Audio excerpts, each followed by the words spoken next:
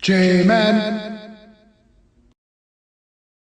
I am Jason, defender of geekdom. My true calling in life was revealed to me the day I had discovered YouTube. I have the power! I became J-Man, the most powerful geek in the universe. Only 3 others share this secret.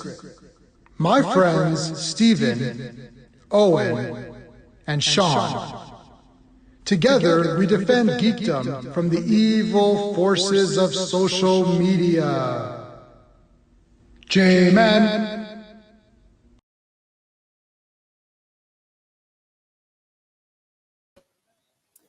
Hey guys, J-Man here in the Phantom Zone. And we're going to do something a little different today. We're going to have open mic randomness. Whoever wants to come in and talk about whatever you want, let's do it. Okay. While we're waiting for people to come in, I'm going to share my screen.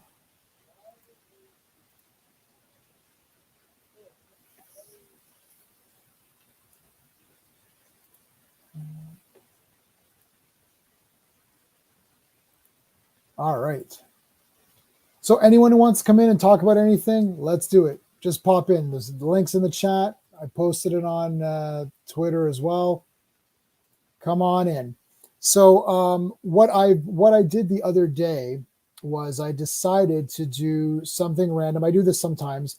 I'm like, let me pick a random Superman comic. So I have everything for Superman on digital, but sometimes it's difficult to go through. It's like on an iPad and stuff, and you got to go through like a million comics to figure out one. So what I did was a random experiment. I went to this Read All Comics. Now, I don't endorse piracy. I like to buy the actual comics, whether you buy them digitally or whether you pay for the physical copies. The physical copies are always better if you can get them. If you can't, digital's fine. I'm not against digital. I was, Comixology's fine, and Amazon and all that stuff.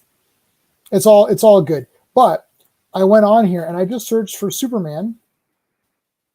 And I went to Superman, and I literally went and selected a random issue. And let's see if my history is still here.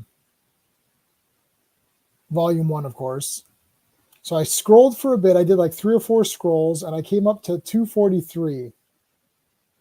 And I clicked on issue 243, and I thought, let's read a random Superman comic from who knows when, and let's see what it's like, and see what it is in today's eyes.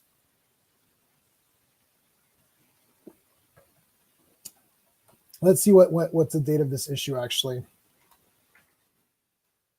So Superman 243. 71 is the cover date. Cover date is October 71. That's the cover date, and that doesn't always coincide with when it actually was on sale, but close enough. So this is Superman number 243, completely random comic that I just grabbed. I had this one digital because I actually went back and tried to get every Superman comic digitally. And this was The Amazing Adventures of Superman, number 243. All right. So if we scroll through this, you got your prizes or cash. It's like, okay. Ooh, look at, remember these like fake ads? You get so excited as a kid. You're like, oh, I wonder what's going to happen. Is there going to be anything good on here? And then was there ever anything good? I don't know. Did anyone ever buy any of these? I don't think that they did. But okay. So starts off here with Superman. Now, for some reason, to me, the art looks different from here to here. It just looks a little different. But anyway, trillions of miles out in deep galactic space, of course, Superman is flying around, and he gets nailed by this supernova here.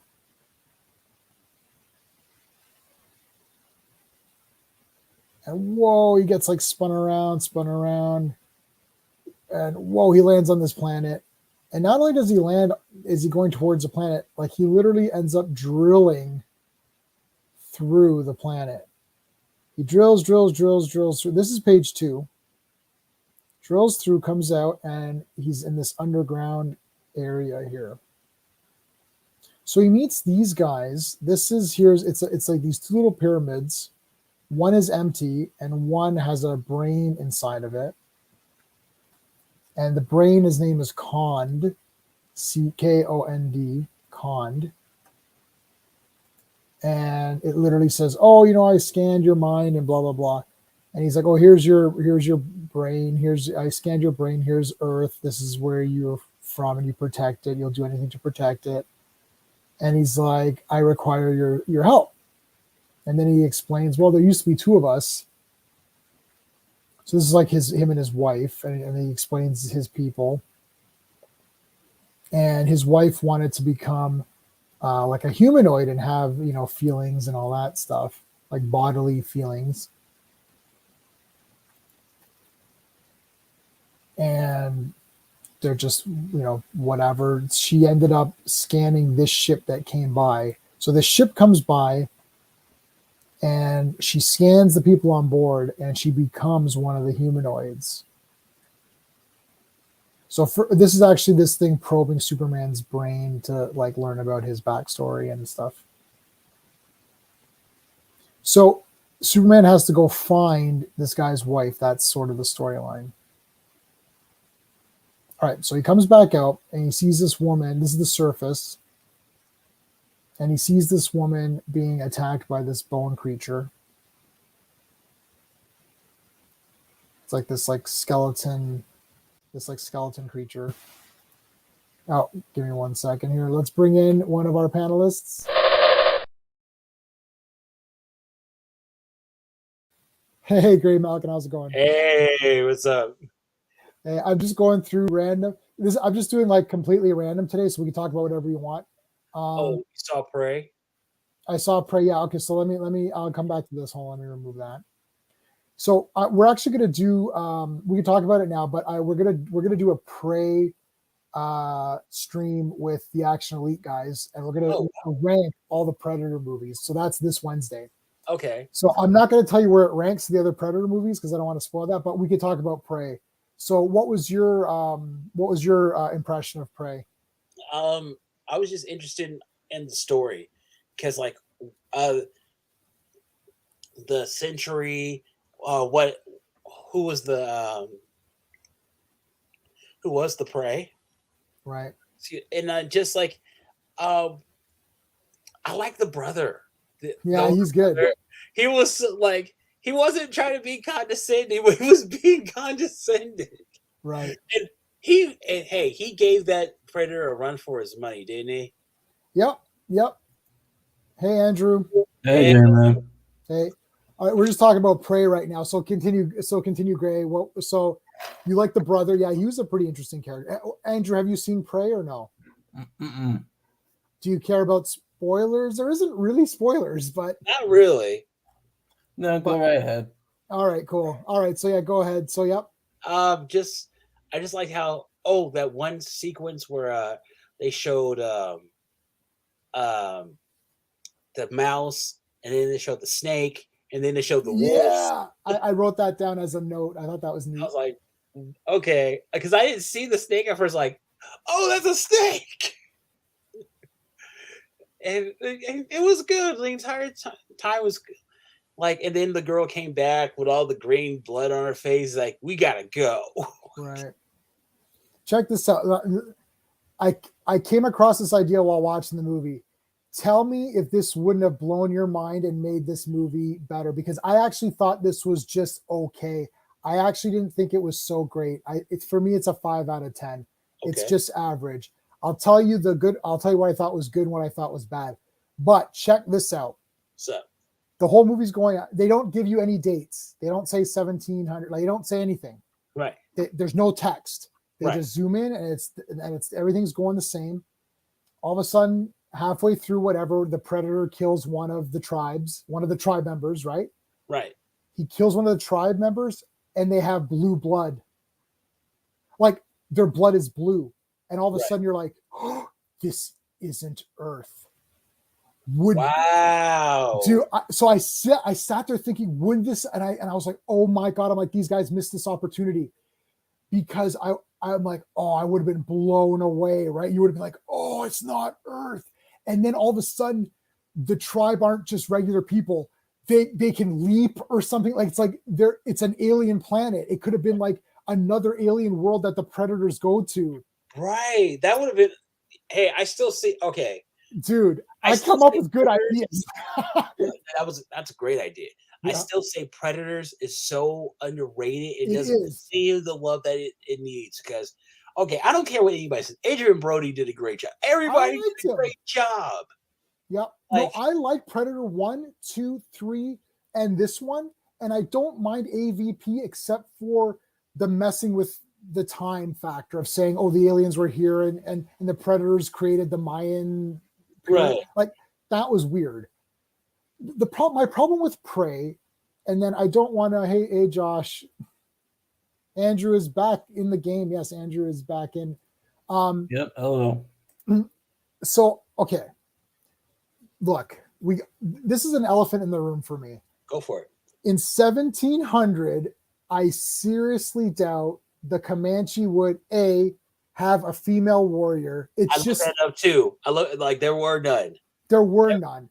This isn't a issue of today, because in AVP we had a lead, strong, smart, black female woman character. So not Latham. She was great, right? So this is not this. This is, and the Predator is supposed to be in the real world, because people were telling me, well, do you think a Predator is real? I'm like, no, the Predator is an imaginary creature, but you're telling me that it's today, it's our world in 1700. If the Predator went back to assassinate Abraham Lincoln and it was a little person, you'd be like, that's not Lincoln, right? Yeah, it happened. Like 5 out of 10 for me. It was. I liked it for what it was, because especially the ending where you're like, whoa, you don't know what exactly happened. This I'm just throwing this out there. I think that it's nothing big, but that first Predator, he was the first one to be hunting like Native Americans, natives. Hey Jason, I like it. My name's Jason as well. How's it going? Nice. Hey, and I like your avatar too. Yeah. So 1719. That's the gun that Danny Glover receives as a token, as a trophy in Predator 2, right? Right. I think that this movie was lazy. That's my problem. The Predator shows up. He doesn't look the same. He's got a bone helmet. Like, where's his breathing apparatus? Like, where's his? You know what? Maybe it was like an old one. Maybe he was just like I want to just do this by my own hands. Like, he's old school that way. He's old, right? And I see all that. So I'll tell you the positives. The positives were the cinematography. Oh yeah, big time. Yeah, the scope. Like, yeah, looks good. I thought a little bit of wonky CGI, but I don't care. I liked the brother and sister. I liked the relationship of the brother and sister. I liked that the Predator was kind of ignoring them. It's just like, I'm just fighting. Like, he's hunting whatever creature comes across his path that he thinks is worthy. And I liked how he was starting from the low Predators onto the. He got bigger and bigger. Yep, and that was shown in what the scene that you explained with the snake and the rat, and then it's like, it's like they show all the different predator and prey relationships. With the bear, that was cool. The negatives are the elephant in the room. I'm sorry, there's no female Comanche warrior in 1700. That's not true, and it's stupid to me. Why didn't they? And here's another negative. I wanted to see more of the natives come together and fight this thing. Like, I would have, because usually the Predators are defeated by groups of people who weaken it as it goes. Like Schwarzenegger, like, he fought it, but the other guys weakened it. Like Bill Duke weakened it. Yeah. Right? Like, everyone started to take chunks out of them. Like, At first I was starting to think like the Native American in the first Predator. He's a descendant of her. Yep. So Yeah. Like he's like, I heard a tale from my village when I was a kid. Like, right. But just little something. I would have liked, yeah. So, anyways, so that's the problem. There's too many. It's a bit lazy. They're just like, it's like someone thought of this cool idea. Oh, let's have him fight the natives. It's like, well, wouldn't he obliterate the natives? Like, it's like literally Schwarzenegger, Jesse the Body, Bill Duke, Sonny. I can't remember that guy's name. Shane Black is in there. Carl Weathers is in there. Yeah. These guys, all got killed, and Schwarzenegger barely wins in the end, barely. And then part 2, Ruben Blades is killed. Bill Paxton is killed. Gary Busey has a team of experts that have shielded themselves from his view. They all get killed. Danny Glover his arm is torn up. He's sweaty. Danny Glover's a tall guy. People were saying, "Oh, Danny Glover's not Schwarzenegger." Listen, Danny Glover is a tall guy. Yeah, he's a big dude. He's a big guy. Okay, and he's a tough guy and he's a smart guy. Anyways, so he's fighting this. Predator 2 is my favorite. He barely wins. Like the best line in all the Predator movies is after he kills that Predator, and then all of them show up. He's like, "Who's next?" Right. And I was like, "He's just like." They made it seem like the girl, like, actually, I take like her brother wounded it for her. Right, and the dog helped her, but it wasn't enough. Okay, yeah, I get that. Like, okay, so Jason says he didn't like the callbacks if it bleeds. I didn't like that either. Because like that was that's a Predator 1 line. They even said it in Predator 4. That was the worst movie of all time. Oh, the Predator? That was bad. That's a bad movie. Prey is not a bad movie, but it's a not great Predator movie because it doesn't have the Predator stuff. Like, I want to see a bunch of people attack. I want people to know, like, when she came back, she's like, there's a thing out there. I thought they're going to get the big boys out. Right. Like, where's the jacked Comanche warriors? I want to see, you know what I wanted to see? Warpath and Thunderbird fighting the Predator. That's what I wanted. Nice. I'm an X-Men guy. Right. You're right. I'm with you. Like, but the entire time I was just thinking, like, for some reason I was just thinking the girl is Danny Moonstar. I was just thinking it's Danny Moonstar right there. Like, that's why I said, imagine if she got cut and it was blue blood. You're like, whoa. Yeah. And all of a sudden she's got, like, the tribe's got abilities that you didn't know. You're like, oh shit, they can leap or something. Yeah, that would have been really cool. Right. But they were. It seemed like they were walking on eggshells. Like they didn't want to stray too far from what we know. Right. Because like for some reason, a bunch of people say that Predators was a flop. It was not a flop. It was great. It gave you a bunch of concepts that you can go with. Right. I mean, it wasn't just humans being dropped off on that planet. It was other aliens. I wanted to see another movie where like Adrian Brody has like a crew of aliens with him. Some humans, like. Yeah, I mean, I liked Predators. Different languages. I thought Predators was fine. I really thought the first 3, like Predator was one up on Aliens for a while. Yeah. But now I'm not sure. Joe, thank you so much for coming in. Prey was okay. I agree with you. Mark Force was great. Yes, I agree with that. I like the Predator's weapons. Yes, I like that. Right. I know. And the problem is, Joe, this is what we've been talking. We have to address this point. That's funny. The entire concept is silly. Well, I fixed it. So Joe, I don't know if you heard this and people in the chat and Andrew too. So I had said, what if halfway through the movie, one of the Comanche warriors, like I would have had nothing. I wouldn't have said they're Comanche. I wouldn't have said it's 1700. I wouldn't have said anything.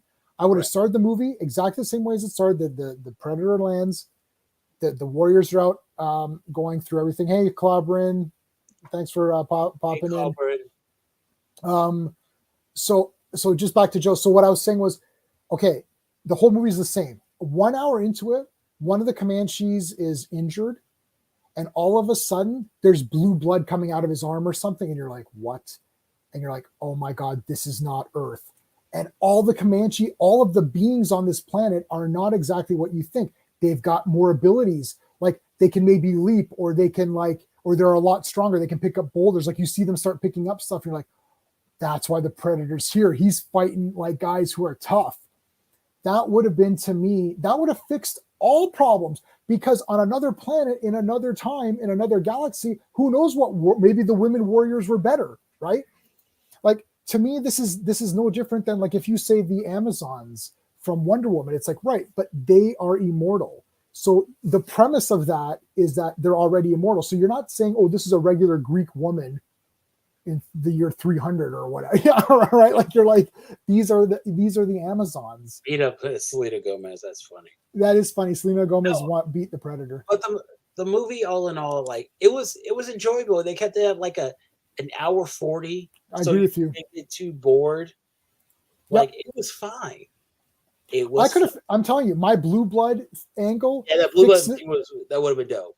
That fixes the whole movie. The rest of the movie could have been the same, because then you say, oh, this is not Earth. This is not 1700 in Earth's time. This is some other planet that we have no idea what these Comanche are capable, if they're even Comanche, because you wouldn't even call them that. We don't know what they're capable of. Maybe they're all Danny Moonsars. Also, it would fix the dialogue, because a lot of it was like current 2020s, like that. Yeah, I'm with you on that one. Right. So see, there's stupid. It's lazy. The movie, I think that in the hands of someone who cared a bit more about Predator lore, would have been more faithful to that. So, but still, as a movie, like if someone just watches this and doesn't think too much about anything else, it's a nicely made movie and it looks cool. And I like the character. I actually like the girl. I like the guy. Yeah, the brother and sister are good. They're good. But the problem is that they can't beat a Predator. I'm sorry. They just can't do it. If Carl Weathers, like, look, Carl Weathers and freaking and Schwarzenegger and Jesse the Body and these beefed up guys, like, can't beat the Predator, like, how are they going to beat it? PKL. I haven't seen you on here for a while. You know what also would have been like a nice little nod to the audience? Like, instead of green that the blood makes, it turns to a whole different color. You're like, that would have been like, that would have told you like something's going on with this tribe, or maybe like, this isn't Earth. I know. I'm telling you, they put blue blood, and all of a sudden you're like, this isn't Earth. Where are we? A whole new level to that movie is added, a whole different way to look at it. All of the complaints about, oh, this is like a woke trash thing, that all would have gone away, because you'd be like, whoa, this is a different galaxy. This is not humans. Like, I just can't, like, to me, it's just inaccurate. And the thing is, the Predator movies were always in the future. That was, because now people are saying, well, what if the Predator fights the cowboys? Or what if the Predator fights the samurai? And it's like, right, but the samurai shouldn't be able to win. I love samurai. Like, I love all that stuff. It's like, I don't think the samurai should be able to win either. PKL, thank you so much for coming. Hey, Jamin, Strange Predator, like stuff like that. Yes, I agree. Didn't feel like a villain. Yes, I agree. And the Sylvester music, yeah. Right, like, where was that? Right, maybe watch the first Predator. I was like, wow, this movie is like, you think it's one thing, but it's another.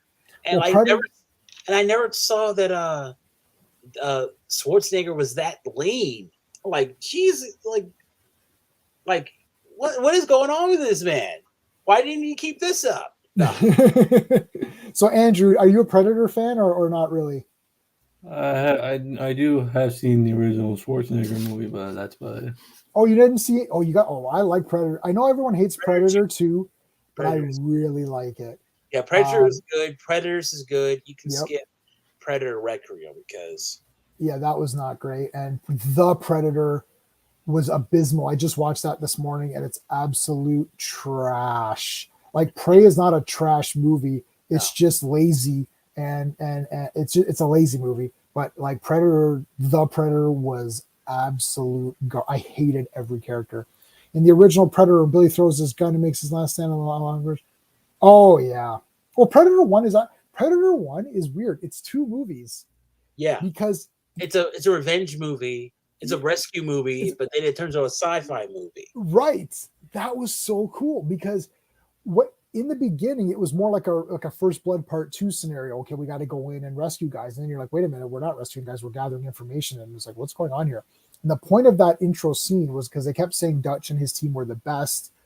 And when they attack those guys in their camp, not one of Dutch's team takes any damage. And that shows that they're the best. Like Carl Weathers was like, "Oh, I heard you guys." Dylan's like, "I heard you guys were the best," and it's like they are the best. Skeptic, I don't know what Skeptic. We're just seeing your ceiling. Fix your camera. Oh, there you go. What did you think of Judgment Day this week? I haven't. Hey, Skeptic. Hey, Skeptic. Hold on, Jason Hector. Okay, the film too polished as well. Needed some gritty. Yeah, it did look polished. I didn't mind that. I didn't hate it either. I didn't mind that. Predator 2 to me looks great because it's just like a dirty. But Predator 2 is supposed to be. You felt the heat coming up, like the heat wave. Like everybody was hot. Like you saw Glover sweating in that shirt he was wearing the entire time. He was sweating the whole time. And I don't know. I love Predator 2. Predator 1's a masterpiece, but I think Predator 2 is a masterpiece. Like people really beat that movie up, but man, I've seen it the most out of any Predator movie. That's my most watched. I had the poster, I had the soundtrack. I might still have the soundtrack. I definitely still have the poster. I had it on VHS. It was a VHS movie that my godfather had bought for me when I was a kid, and I just watched the crap out of it. I love the violence in it. I love the King Willie, the Voodoo Posse. And I love the Colombians. Yeah. There's like a whole war going on between the Colombians and the they were killing posse. They were just shooting in broad daylight. They didn't care who got hurt. That was crazy. Yeah. Wow. And then when Ruben Blades got killed, Danny Boy or whatever, I was freaking like, damn, I liked this guy.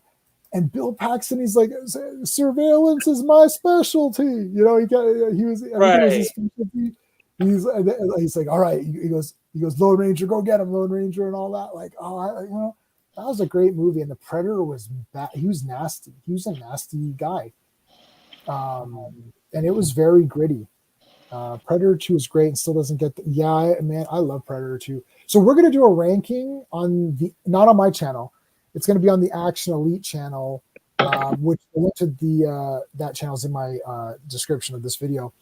On Wednesday, we're going to rank the 5 Predator movies along with the AVP movies. So we're not going to do my space review. We're just going to do rankings. My space review is up for Prey. I gave it a 5 out of 10. I thought the story was piss, but everything else was really good. And the cinematography was good. So I upped that a little bit. I can't get in. I can't buy into it. And I don't know if and that's not a woke thing. It's just that it's factual inaccuracy. It's like literally if the Predator went back to assassinate Abraham Lincoln and it's like a Japanese dwarf, you're like, what? This wouldn't happen. Like this isn't like, it's just inaccurate. And the problem is you're supposed to take it seriously as it's happening, right? Absolutely. I didn't know Anne was dead. Anne Heche, I heard about that recently. That came out of nowhere, man. We were sitting there. My wife's like, my mom she's in a coma. She ran her car into something. Yeah. You're going nowhere. Oh, very funny. Oh my gosh. But like this week in X-Men has been really kind of weak. I've not read X-Men in 2 weeks. I stopped for the first time in 2+ years. I didn't do an X-Men. Hey, last week was amazing. Last week was so good. You would love Exodus. Exodus is my favorite. Is the most interesting member of the council to me now. Okay. Member. Period. I will read it. I started reading those. I don't know if I started reading these old pulps. Nice. They're reprints, and I mean, I'm just addicted because I like them anyways, but I could never find a reliable source to get them. There's a pulp show once a year where I'd go and buy. And these are from Amazon. So Steger Books, who published a lot of these back in the 30s and 40s, they are reprinting them all in these really nice collections. Okay. So I've read The Spider. I've read, I'm reading Captain Zero. I read Captain Satan. I read G8. I read Operator 5, all the number ones, and they're amazing. I just got addicted. I can't stop. I read one. I immediately go and get them. No, I had to start ordering them ahead of time because I'm like going through them so quickly. Predator 2 should get more respect. Yes, Danny Glover is the best. Okay, pussy face, your move. Yeah. I know. Who's next? is the best ending line. It's just like he just barely kills that predator, and then so many predators show up, and he drops the disc. He's like, okay, I'm about to die. it's like, yeah, he's like, I'm dead. Anyways, like, who's that? But Danny Glover's too cool to say that. He's just like, who's next? I'll take it. I'll take you guys all on. And they were like, whoa, bro, like you're about to. I wouldn't have dropped the thing, the weapon though. No, I don't think it works anymore. It only works while that guy's alive. Oh, It's tuned into that guy. It's tuned into him, I think. Okay, that makes sense. I think so. Apparently they're not naming. No, if they don't call it X-Men, that's going to be an effing fail. I don't care how great it is. Like, if you don't call it X-Men, it's a fail. And call it X people. Yeah, X people. No. Like, it's so stupid. No. Greymalkin has been a fan of X-Men since you can remember, right? Pretty much. Yeah, right there. Right there. Would you like? No, it is not X-Men. X-Men. Oh my God, they need to stop. You know what's really irritating? What's really irritating is that X-Men was, and I hate saying this word, but I'm going to say it. X-Men was the most inclusive thing of all time. Yeah. Right. And now you want to tarnish it. It was like tarnish it and be like, oh, it's not X-Men Cult the Mutants. It's all about the race wars back in the 60s, right? No, well, it wasn't a race war. It was more like people fighting for their right to live. And that's the other thing. I forgot that you guys don't know. I don't want the R word to be used because YouTube's algorithm nails you. Don't say the recent sickness that has been going around either. Don't say those things. Don't accuse anyone of being the R word or say anything, political wise, because YouTube tags all that stuff. Like, I'll have one stream where I've got like 100 views and I got one stream where I got nothing. So I'm like, what was the difference here? Right. But no. All right. No, but the X-Men are the X-Men. Like, you gotta all right. Well, this is what Marvel's trying to ignore. Trying to historical when they're trying to change the past, they forget that the X-Men were the ones keeping the lights open, keeping the lights on in the 90s when Marvel went bankrupt. Right. I don't remember ever reading an Avengers book. I didn't read much Avengers, actually. Yeah, so it's so disrespectful to Marvel and to X-Men. X-Men and Spider-Man were the two biggest brands. You know how we know this? Because when they were bankrupt, the first two things to be sold, movie rights, Spider-Man, X-Men. Boom, right there. You didn't read Infinity Gauntlet when it came out? Also, X-Men and Spider-Man were the only two that have long series that went beyond hundreds and hundreds. And I got Spider-Man issue 700 or whatever. In the early 2000s, the Spider-Man got rebooted in the Ultimate series. The Ultimate series was supposed to be just a reimagining, take away all the continuity and what do you got? And hey, I'm just gonna say this: there was a time where Ultimate Spider-Man was better than Amazing Spider-Man. And in the writing, yes, but I never liked the Ultimates created characters. Wasn't Captain America kind of a dick in the Ultimate comics? Yes, the Ultimate series was so popular. It got this game I like. It's a good game. Yeah, but that game is not you spending money every month to read trash comics. That's you playing a game. Like, games don't count. A game is just a game you play as. Hey, it's a part of the story. Actually, it does count. It's a part of the canon. No, not really. I don't care. It's just like it's another reality. It's like Earth 2. Yeah, Ultimates is not the Ultimate comic, so it does count. They merged them with them, but what are you talking about, Skeptic? Also, Ultimates is not part of the MCU. Or I'm saying for the Ultimates, like the Ultimate Spider-Man story, like the comic books, it's canon. Canon to what? To the Ultimate comics. What? That's like nonsense talk. It's what like are you talking about? Earth 2 How is that nonsense? Earth 2 is canon, but it's basically Earth what 2. He's saying is that the video game I just showed, they make canon to the Ultimate Spider-Man comic story. Okay, yeah. That's what I meant. Oh, well, I mean, I don't care about it. Firstly, they're saying that the video game is part of the comics. That's correct. Not a thing. You can't say different medium. You can't say this is part of this. It's like unless it's explicitly stated between. Like, so you're supposed to read Spider. So the game takes place between what issue of Ultimate Spider-Man? I don't know, actually. I'll tell you. I haven't read All them. right, find that Kill out, me Andrew. right now. In the All right, meantime, has give me a- anyone watched give me a second. Sandman? My Andrew, wife do you watched. know? I've watched zero. It's really good. It's really good. I'm not done yet. It says Wikipedia says it takes place 3 months after the Venom story arc from the Ultimate Comics. Okay, there you go. So it's part of the Ultimate Universe. So good. I won't play it because I don't care about the Ultimates. Because I'm not going to read it. I hate I'm the really Ultimates. curious. I hate the Ultimates comics. They're Why? rubbish. What? I'm curious. Can you ramble about it? Why? Because it's not Spider-Man, and it's not. It's not Captain America. You can't just rename. You can't just have new people rename stuff. I hate that. It's like make your own character if you're so what good. made him? What pissed you off about the Ultimate Comics overall? Because it's a waste of money. It's not. It has nothing to do with anything. It was pretty popular with fans, so No, Yeah, I really know. a point. I'm not saying the fans are right or wrong. I'm saying I don't like it. J-Man doesn't like it. I don't care if the Yeah, fans but like like, it what do you not like about it? because it's not the real Spider-Man. But No, that's not a good explanation. Why is he not the good? The Because best? it's not Peter It was Parker. okay with the 616 with all the continuity stuff.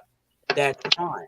Ultimate Well- Spider-Man made me get into Amazing Spider-Man, and this is when J. Michael Straczynski, or whatever his name is. Straczynski. Straczynski, yeah, I he was can't. writing it, and that was with John Romita Jr. Doing the pencils. That was art. It was good. Yeah, a lot of people liked it. I just don't like alternate versions of characters. Yeah, Usually. Oh, They don't like Ben Riley. You know what? You know what? I like Ben Riley. So I have no issue with because it. he's not, because he's still Scarlet Spider or whatever. He's not Spider-Man. He's not But Spider-Man. he's the real Spider-Man. Don't you remember? No, they changed it back. Did they? Yeah. I would be surprised. No, yeah, but it's fine though. Like, I mean, like, all right, this is just me. With the Ultimate X-Men, it felt like a movie. There was like 5 issues per arc, and it felt like a movie. Right. Like anyone, like they could have just taken word for word, panel by panel. You already got the script and you got the storyboards. That's all you really need. It's a visual script.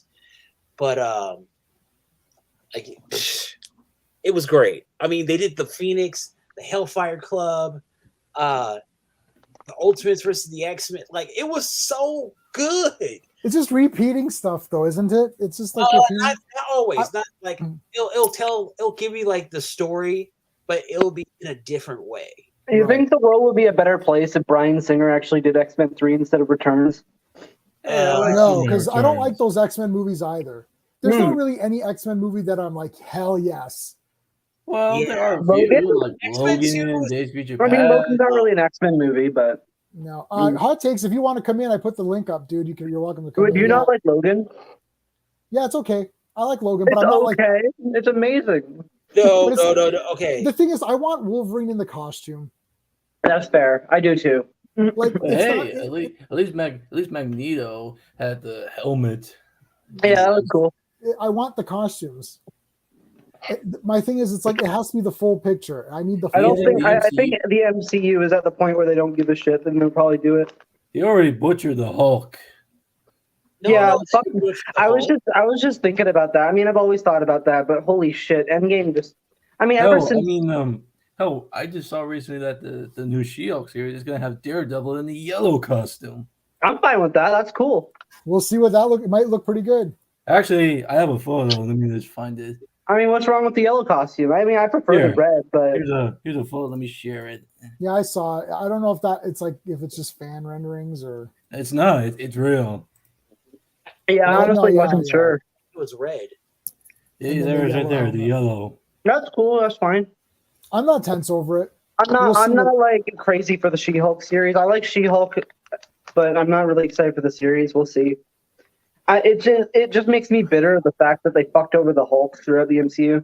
No, To me, all right. Can you explain how they mess up the Hulk? Because this is what Hulk's been doing. I'll give you an example. Heroic Gangster, thank you so much for coming in. But brother, let's see.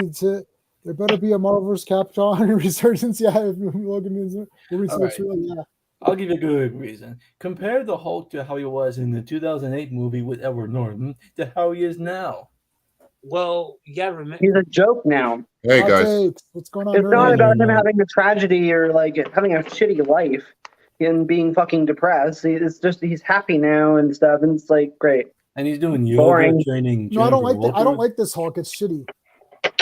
They skipped least- Grey Hulk. I was waiting my whole life to see Grey Hell, Hulk. I Who's my even heard favorite. that. I mean, Edward you're supposed to Norton get Grey wanted Hulk in Age of Ultron, apparently. I don't know. Where's You know, my Jay, one of man, Grey I Hulk? heard that Edward Norton wanted to do Grey Hulk when he was around. I'm sure he would have. What about fucking Joe Joe Fixer? Fixit? Yeah. Yeah, that's Grey Hulk. But I like Grey Savage Hulk. Doesn't have to be. I mean, but like we see, I but wanted to see Leader. I'm still bitter that we never got the Leader. the Yeah, whole I got- his intellect is something we've seen in the books before. So they're I paying gotta say, the Incredible Hulk movie from 2008, it's a very underrated movie. I love it. hey, it's It's so much better than anything that came out in Phase 4. Holy shit. I did like No Way It's Home. not better than Doctor Strange, but It's not better than No, No, Way it Home. is. I did enjoy that. No, that is much better than Doctor Strange. Even Doctor though I Strange, actually are you like that. crazy? No, I'm not. Well, maybe a little bit. You are crazy. Well, Wait, that's which Okay, what's so one? going what's on. going on? Which one is better than? What did He's you saying say? I'm But saying you can't Doctor really Strange. compare them. They're not the same movie. But you said, But- but you compared them earlier. I said Doctor Strange 2 is better than Hulk Edward Norton.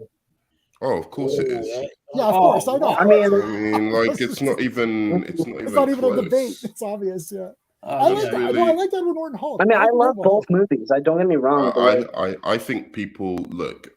I'm the biggest Edward Norton fan. Huge Edward Norton fan. Well, That hey, movie at is least, not good. at least Edward Norton actually cared about the character of Bruce Banner and wanted to make it more like the Bill Bixby series. Yeah, look, his movie or the idea he had for the movie got butchered. It's not his fault at all. Like he had Yeah, scenes no. in there No. that he had scenes in there that would have fleshed out the Dr. Banner character. the bullet. But what they left him with in that final cut just was not good. It was just completely a character that movie. devoid of any. And then the villain, what's he a villain for? He's The a villain. Abomination? He's just a villain because he's a villain. Not Hey, I thought- not in a good way. Not in like, oh, I he's thought he not was a terrifying really. with that voice going, "You don't deserve this power." Did anybody actually like Love and Yeah, but Thunder? what was his reason? me. What was his reason for wanting to be a monster or be evil? What was the reason? There was because none. older. He was a paper thin villain. There was older, he nothing. wanted to take out the Hulk. It's a Yeah, why? because the Hulk. He never seen. They don't really explain that. You just seem like That's what he's saying. It's just like he's a villain because the script wants him to be a villain. right. Well, There's the nothing there. Abomination Both is one of the actors famous try their villains in best. most comics. Yeah. The actor look, who plays look, him tries his best. He's a good actor, but yeah. They look. I mean, look. If Abomination looked like Abomination, I would have been Apparently a he bit does more I now. happy. didn't hate But his design in the movie. you know, he it's His okay. design wasn't that bad. Okay, let's take Love and Thunder wouldn't have been good if they made it. But that's all January. subjective. Yeah, the problem. Okay, so Thor, I was going to say Thor: Love and Thunder is awful. I It agree. is. There's several reasons why it's awful. Reason number one: Go for Gore it. the God Butcher can be perceived to be a hero because first off, the gods that he kills are trash, stupid, or inept. So it's either they're evil people. There should have been a scene. Oh, I said this before. There should have been a scene with like a water god or something. There's a bunch of people starving or dying of thirst, a village dying of thirst because their water has run out or something. And they're praying to their water god.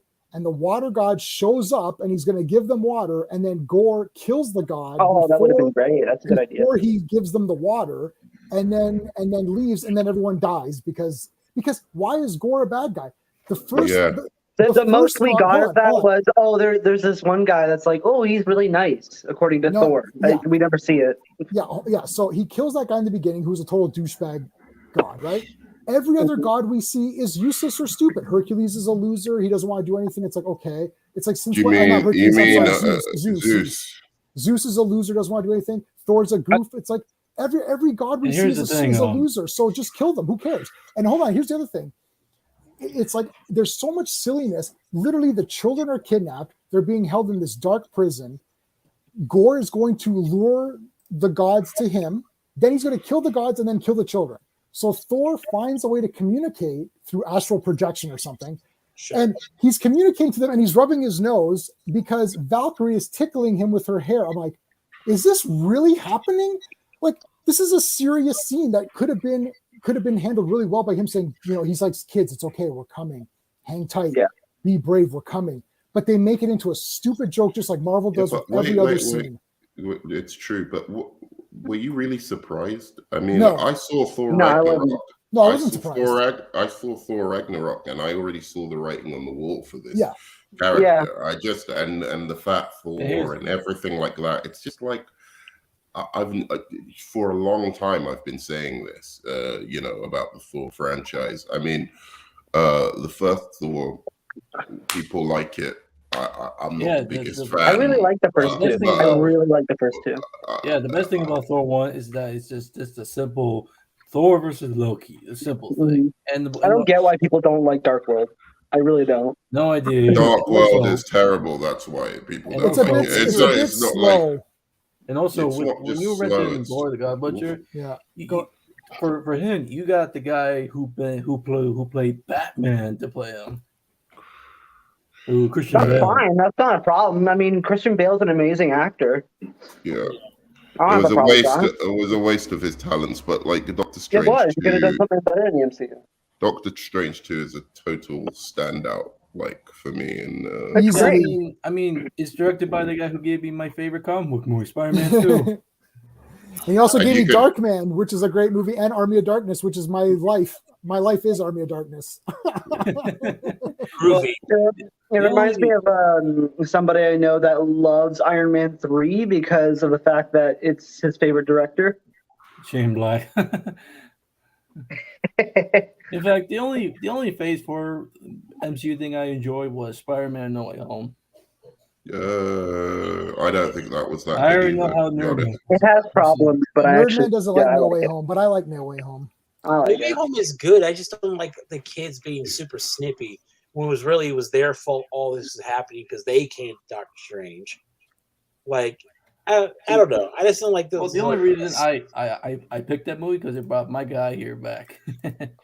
Yeah, okay. Well, that's nice and everything, but like it doesn't. I don't know. I don't think to have 3 Spider-Men in a movie as your crux, and to say nothing of any value or interest about the character of Spider-Man, what he means, anything. It's just there as like, oh, here's our gimmick. We're going to put 3 Spider-Men in. And then by the time they show up, it just turns into like a skit of best hits. Am I the only one? Of best hits of what these 3 Spider-Men could say to each other. Every joke, I knew what it was going to be. Right? Like, am I the only one that would have wanted like Tom Holland to say like something about Uncle Ben, like anything about Uncle Ben at all? The MCU is never gonna bring like Toby's character fucking straight up just mentioned Uncle Ben and he doesn't say shit. No, but that was another weird thing. Why did Andrew not mention Uncle Ben? He mentions his girlfriend. He mentions his girlfriend. No, he did. He did mention. He mentions his girlfriend, dude. No, dude, I remember. No, he didn't say Uncle Ben. Hold on. Time out. Wait, time out. Let's just clarify what we mean here so that you know what you're answering to. In the scene where they're both discussing, like, the tragedies that have happened in their life that form them into Spider-Man. I'm going to bring the clip up. What's his name? Andrew brings up his girlfriend instead of bringing up Uncle Ben as well, which would have been the logical thing to. He could have brought up Gwen Stacy afterwards, but like surely Uncle Ben was like the forming thing that led him to become Spider-Man. He didn't bring it up. He's saying. Do you think they made him say something about his girlfriend just because of the fact that they didn't want to point out Uncle Ben more than they could have? I just think it's bad writing, but anyway, go. All right.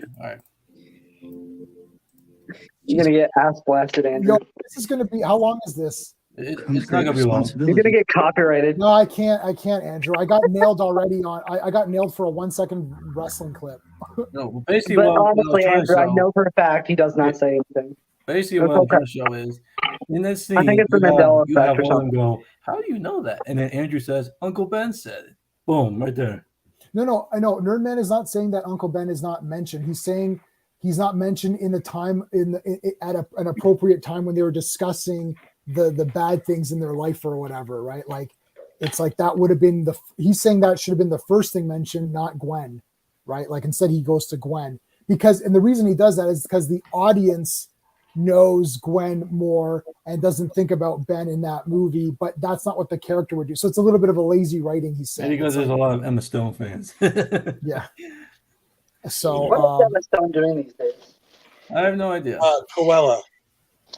That was actually pretty good. It really was. Yeah, I like her. She's a cool actress, I guess.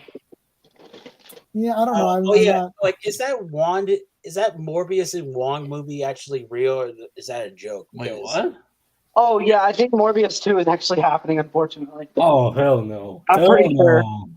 Actually, that movie was okay. It's fine. It was terrible. My partner is very excited about it. The only actor I liked in that movie was Matt Smith as the villain, but that's it. No. It's like a 5 out of 10. Honestly, it's like, though, I embrace Morbius 2 just for the fucking joke. I don't give a shit. Well, here's the thing: they had to release the movie back in theaters for a second time because of the fucking memes. Madam Web's gonna be a fucking train wreck as well. Did you hear the plot leak for that movie recently? What? Did you hear the plot leak for that movie recently? It's insane. No. Well, I mean, I heard there's a young Uncle Ben that's like an ambulance driver or some shit, or paramedic. Yeah, and also Mary Parker, played by Emma Roberts. They just want to. They're just taking the fucking they're resurrecting the script for the fucking Aunt May movie. I bet they need to absolutely stop. They need to stop doing these random villain side character movies and get back on track here. Yeah. It's like introduce characters. This was the Batgirl fiasco. It's like, look, okay. Batman has had 4,000 movies. Every single person on Earth is like, when is Dick Grayson going to have his movie? Thank you. Everybody. Okay. How many people have ever asked for Batgirl? What you're supposed to do is introduce Nightwing or Robin in a movie. Then in the next movie, he can become Nightwing and have his movie.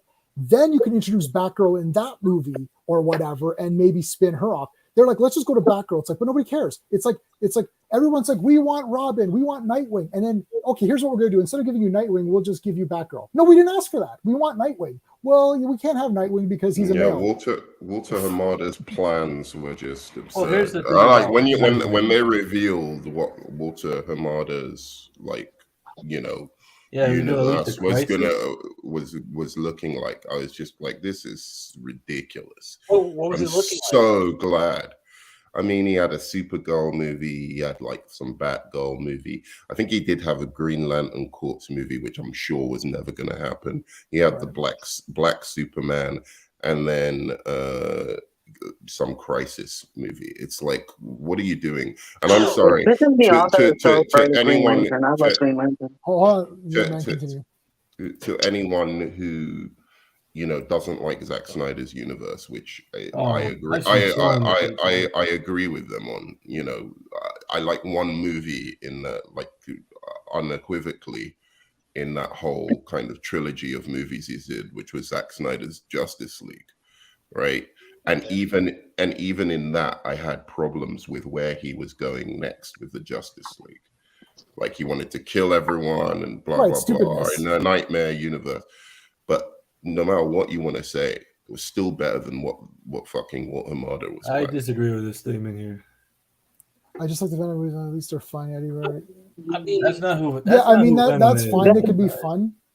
I would prefer if they were serious, like horror movies. That'd be actually kind of cool. I would have preferred if it was Spider-Man, because Venom is linked to Spider-Man. Mm-hmm. Eddie Brock hates Peter. Venom hates Spider-Man. Like I thought Sam Raimi adapted Venom better. Wow, that is a hot take. Yeah, shoot me. I don't care. I thought Sam Raimi adapted Venom better. He's being sarcastic, Andrew. I am not. No, I think Venom. I think Venom was. I don't think Venom looked better, but I think the idea of what Venom was in Spider-Man 3 is better than the Venom we got. I mean, you had I honestly at the church. You had his hatred for Peter Parker. Yeah. I honestly didn't mind Venom in Spider-Man 3. I think Spider-Man 3 is highly underrated, honestly. Thank you. I think it's highly underrated, but it's a little bit with what Sam Raimi was dealing with. I would say it's like slightly underrated. Like it's not a bad movie. Like the problem with Spider-Man 3, there's too many plot threads. That's all. Yeah, because you have the Sandman, you have Harry Osborn, you got Venom. Right, too many things. Have Harry in the beginning. Yeah, have it conclude that. They could have concluded that. Sandman being the villain was fine, and then set that up for Eddie Brock. Like have Eddie Brock show up the way he did. Stuff happens, and then the very end, he gets the symbiote, and then the next movie could be Venom. The problem is that they tried to let's put it all into one movie, and whenever that happens, it's very difficult to do, and someone's going to suffer. But still, but still, from beginning to end, it's a pretty entertaining movie. Yeah, I mean, no matter what you want to say, like every movie is flawed. I mean, every movie has its issues, but to say it's like some dumpster fire garbage, kind of it's thing, like they make out. No, it's not. It's actually pretty, and especially when you look at the first two movies, I don't understand how you could like the first two. Like, I love all they're amazing, and then suddenly Spider-Man 3 came out of nowhere. No, it's completely tonally similar. It's it's a kind of love letter to those 60s Spider-Man comics, really. Thank you, Nerdman. That's what I've been saying. But I don't know, all right. I always had this idea of how they could have fixed Spider-Man. It involves the Fantastic Four. The Rise of the Silver Surfer was coming out a month later. They kind of established that the Fantastic Four is kind of in the Spider-Man universe. So when Spidey got the symbiote, he, instead of going to Kirk Connors, he went to Reed Richards. And so he told they said that, well, we can't help you, but then that big fight with Goblin, Sandman, and Venom, instead of Harry Osborn coming to save him, it would have been the Human Torch. Yeah, that'd be cool, but they just wouldn't like that. It's just not. It wouldn't have happened that way because of just the way that the studios and that would have been operate, Chris right? Evans meeting Spider-Man way before Civil War. It would have been neat because Human Torch and Spider-Man are buddies, right? They're buddies, right? I'm not arguing with you, but where was that indicated that they were in the same universe?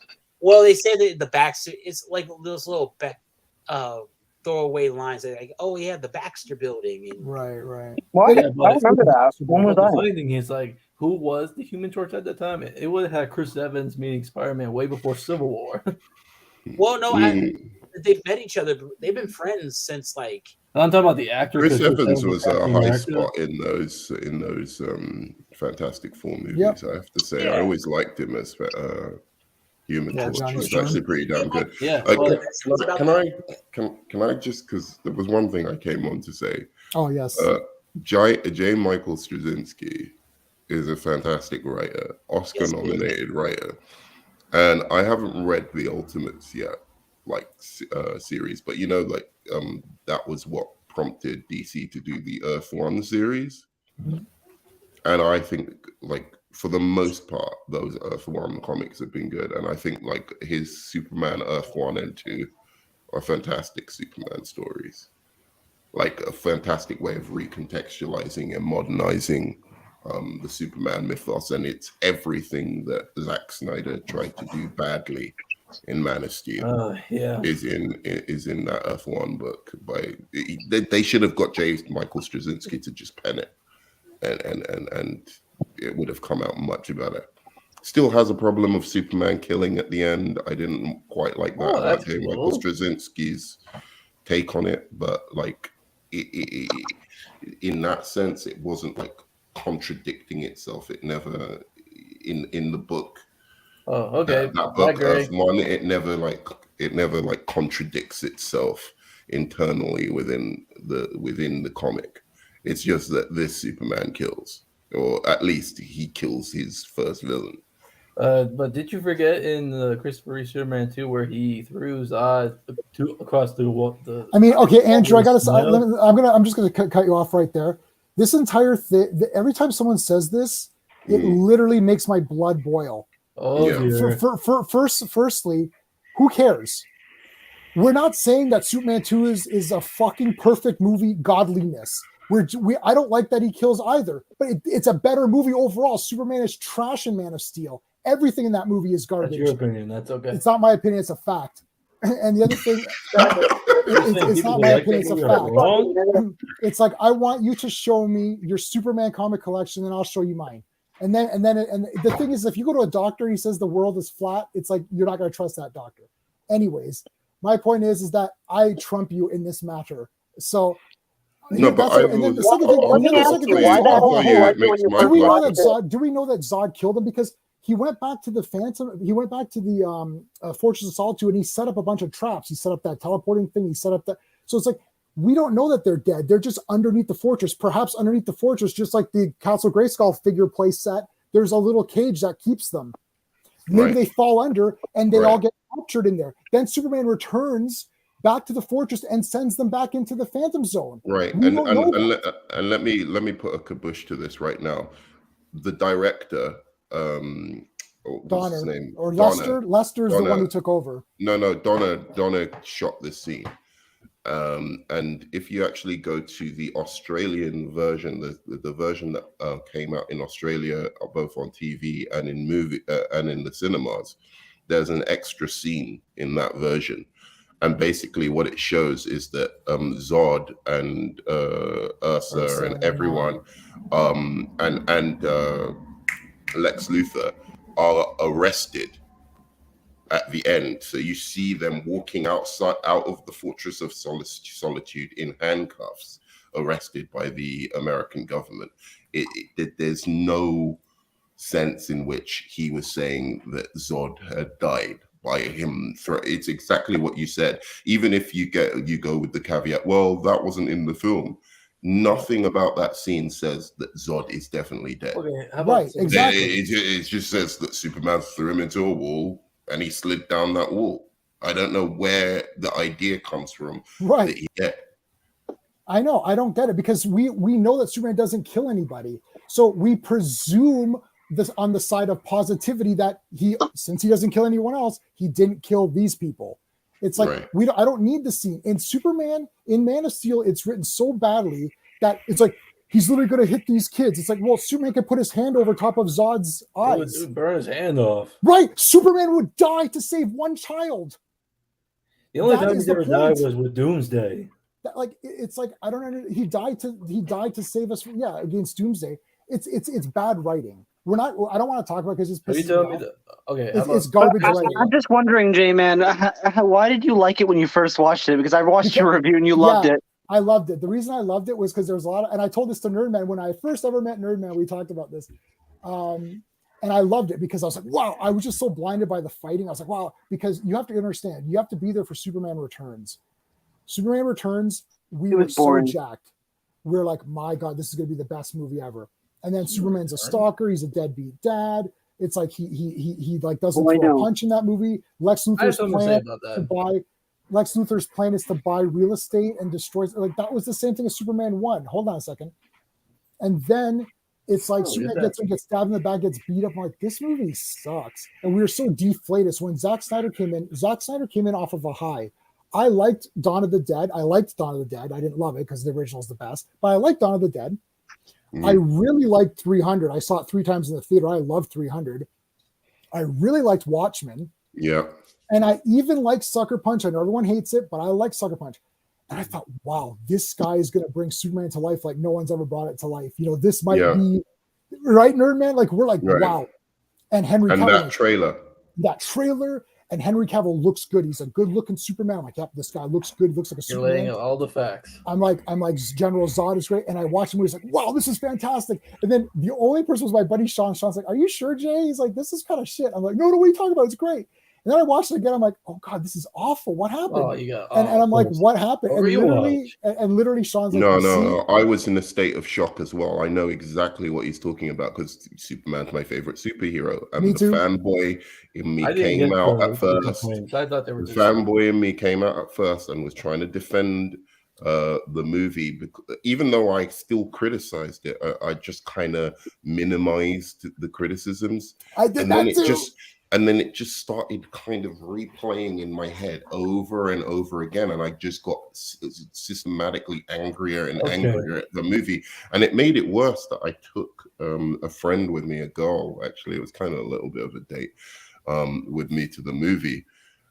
And I was just like, yeah, this is going to be the Superman movie that's going to like get Oscar nominated and all of this kind of stuff. Seriously? I thought it was seriously going to be that good. And I took her to the film, and it was just like a relentless 50-minute action scene of just invincible men punching each other. I just was like, this is boring. This is why people think Superman's boring. That's what I thought. When Superman Returns came out, people were saying like, "Oh, Superman never threw a punch. He's so mopey." And yet, when Man State came out, he did punch, did some fight scenes, and yet people still complained. What more do you want, people? I want a super battle. I want Superman 2. Superman 2 came out in what year exactly? Let me see. 1980. 1980. And why does Superman 2 have better fight scenes than Man of Steel? Okay, that's going a bit far. Like I don't know, it's got better fight scenes. So what do you mean? It depends what you mean. Superman didn't fight scenes, or Superman didn't fight anybody, and Superman Returns he didn't fight anybody. So you mean better fight scenes than Superman Returns? Okay, I see what. Do you know what? As I've said this before, maybe it's because Man of Steel makes me so angry. I go back to Superman Returns and I think, you know what, that wasn't that bad. I gotta rewatch it. I own it, of course. I gotta rewatch it. I really do. I sometimes go back to it. Let me give you a good example. It's not great, but it's not as bad as.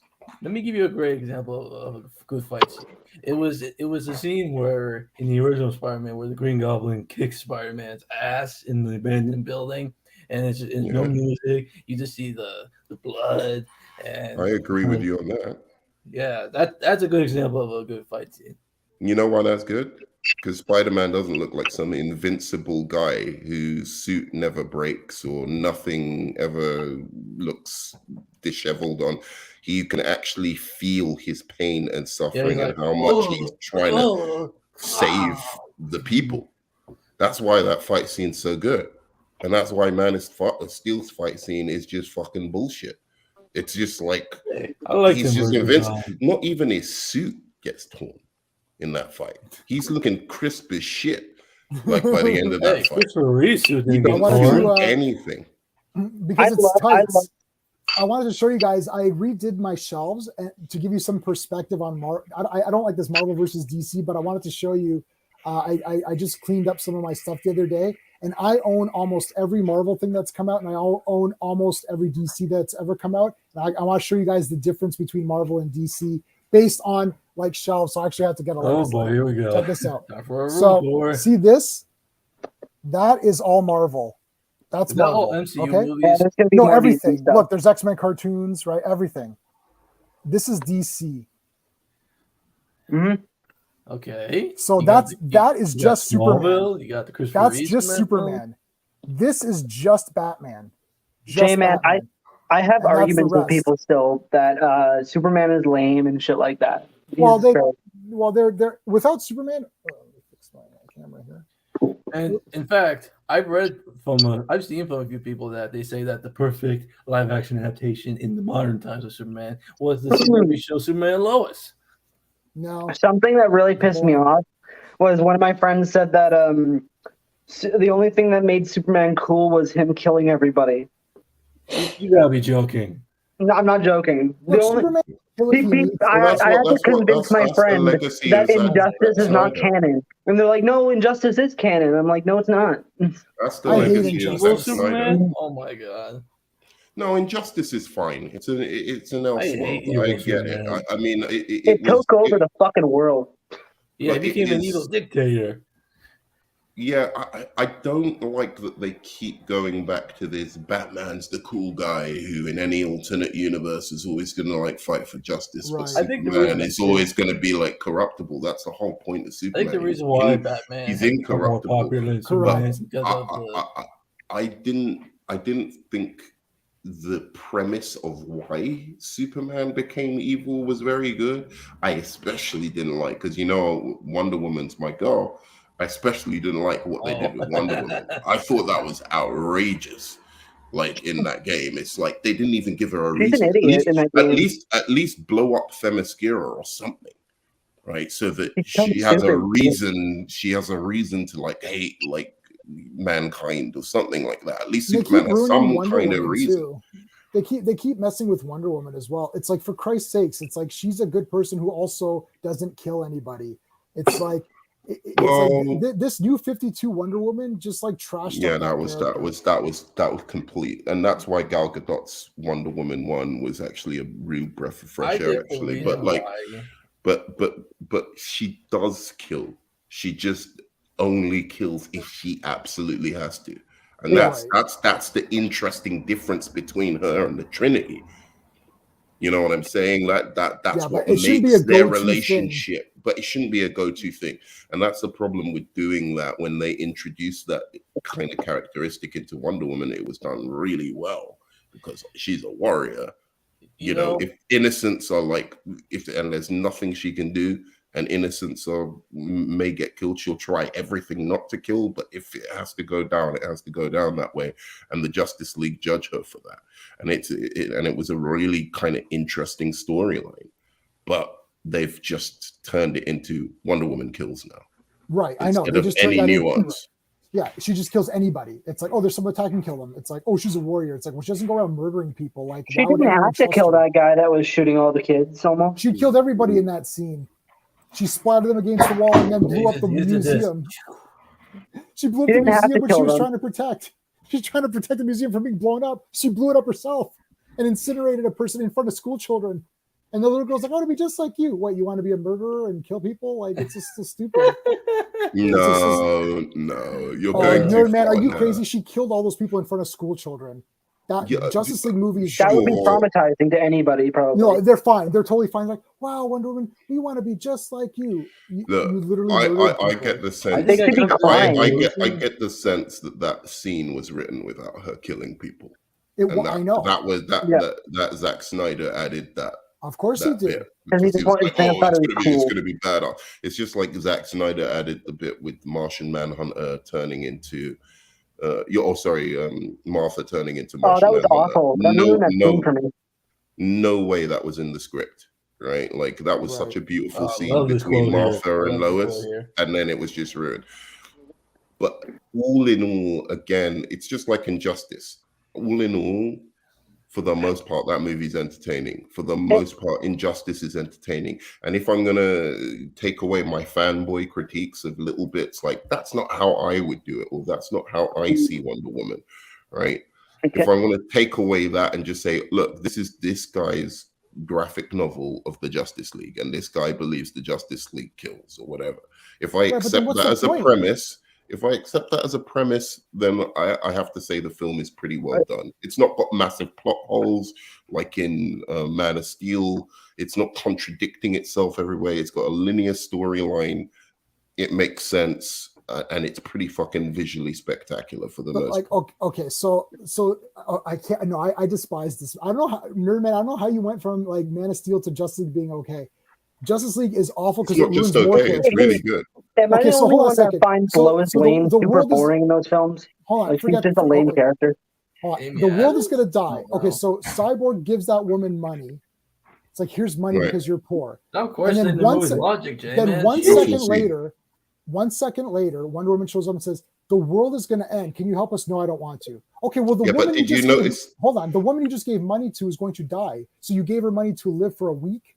Like, wait. It's like, Aquaman, we need your help. No. And he drinks a bottle and throws it in the ocean. He pollutes the ocean. I'm like, oh, man, come on, dude. That's a nitpick and a half, dude. All right, look, let me answer the question. So Cyborg wants to save one person, but let the world die. Okay. Here we go. Cyborg is clearly extraordinarily traumatized, and it's part of his arc. But him showing, or them showing, that he would give this woman money, it's a like amazingly heroic thing to do. He doesn't want any kind of acknowledgement for it or anything like that. It's one of the rare things in a superhero movie where it's not a superhero being just a superhero because wait a second. Let me finish this. And what it does is it shows that actually underneath all this hurt and trauma, he's actually a good guy, but he's still going through it. He's still going through his, his problems with his father, being a machine. And that's why he says, fuck the world. So it completely makes sense. Right. Characters can do... Wait, J-Man. That woman's going to die. Characters in movies can do things that contradict their own, like an action or something they've done in past. It can be part of the complexity of a character. No, you don't have to be like there doesn't have to be a moral calculation in his mind, like, oh, I helped this woman like a week ago. Well, that woman's gonna die, so I have to save the world. Well, I mean, isn't there always moral like calculations in his head if he's a cyborg? Yeah, okay, that's funny, Skeptic. I appreciate the humor there, but you know, I can give you a million examples of characters. No, I get it. At one point in a movie that contradicts, but they are still rich characters. I know, but it's not the Justice League. The Justice League is a bunch of heroes saving the day. That didn't happen. That is what you're selling. You're selling the Justice League. They did save the day. What do you mean? Where was the part where the Justice League all got together and fought? Batman leaves. What? That happened at the end. What do you mean? Where was Batman? What did Batman do? Where's his suit of armor? Oh, Batman can't fight. He gets together and leaves. Where's Batman's armor from?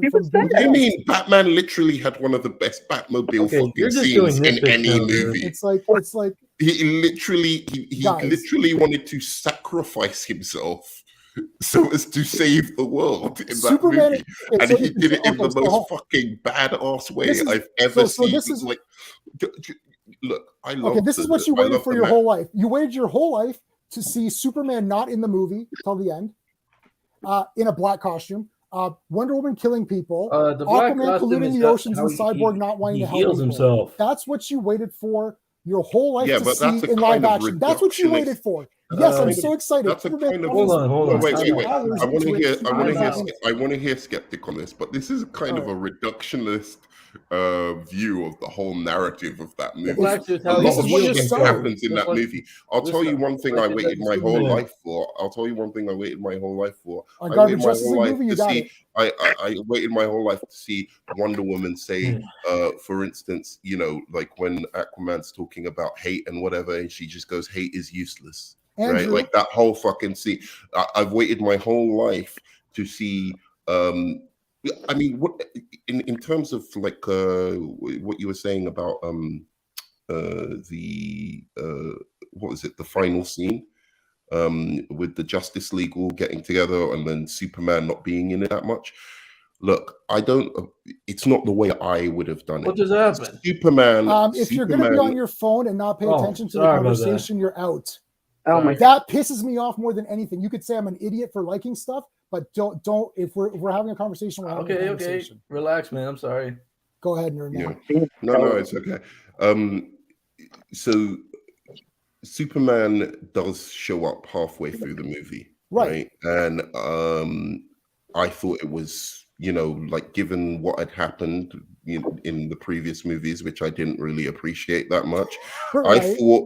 I thought they, didn't kind of like do some herky-jerky kind of like correction. They followed the logic of what had happened in the previous stories, and then they actually fixed fucking Superman, at least for this one movie, before he was going to turn him evil again. But in this movie, I'm not judging it on what he was going to do in future movies. I'm judging it on this movie. And in this movie, Superman was like actually Superman. There was the Okay, there was the so- moment with him with the butterfly, which was beautiful, showing that this god kind of, you know, with almost one of the most vulnerable creatures in the planet, and him just holding saying he loves the world. That scene that you're talking about with the black suit, I don't care what anyone says, that was fucking beautiful.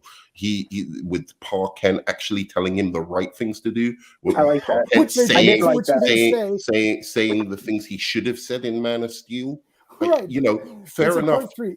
Fair Well, enough. Okay. I get it. He wasn't like that in Man of Steel. Right. But So at least that bit was fixed, and I fucking loved it as he was walking out and he flies into the air. Okay, so wait. Superman's default position after being dead, he rises back up. He's confused. So Superman's default position is kill everyone around me. They all attack. Why is he fighting everybody? Wouldn't his default position be like, what's going on? Who are you guys? Oh, are you guys friends or foes? What's happening? He just goes for insane. an action scene. Don't overthink it. Zack Snyder's like, oh, I want to see Superman fight everybody. That'll be cool. Everything Zack Snyder decides is he thinks it'll be cool, and it has nothing to do with the characters or even thinking. And as you just pointed out, he doesn't even care about what happened in his previous movies to continue that storyline. It's a trash movie. What do you think? Man, I'll Okay, give you that because I was about to say that that would make sense that he would be aggressive and stuff since he just woke up from dying, basically. No, but that's not his default I'm position. not done. I'm just saying, you know, he knew Wonder Woman from BVS, so and she's friendly with the other people around, and you know, there's also Batman. So why the hell would he be aggressive towards those people? Right, like it's like he was a little kid growing up human with he should have had the best parents ever, which he didn't have in the last movie. So I guess it makes sense because they instilled in him fear and hatred. That's why he that's why he wakes up in his default position is to be angry. But it's like, if you woke up, would you start beating up people around you? Like, it's just like so stupid. Sometimes people do that. Sometimes people do that. Look, J-Man, let's be very real about this. Yes, it was a reason for an action scene, but it was an organic. It was a much more organic reason for an action scene than, you know, some of the other stuff that Zack Snyder's done.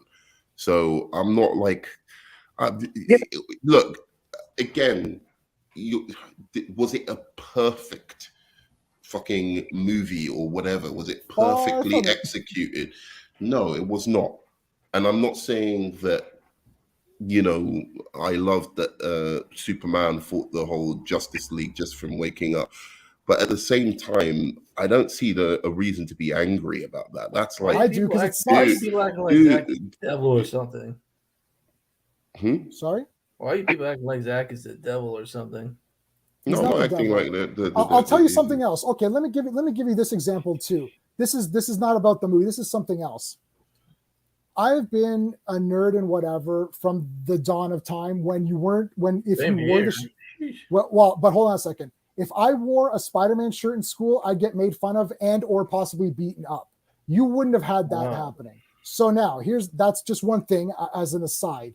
But okay, so we're waiting for these movies to come out, or I've lost my train of thought now. Crap, that's I should have made that side point because I'll remember it after. I lost my train of thought. I was going to say, Zack Snyder being a devil. That's it.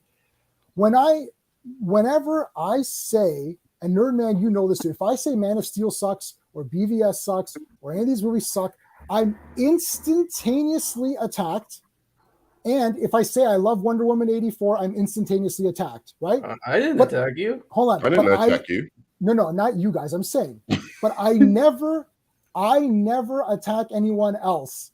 In public forums. We're here just debating this, so we're going to fight each other.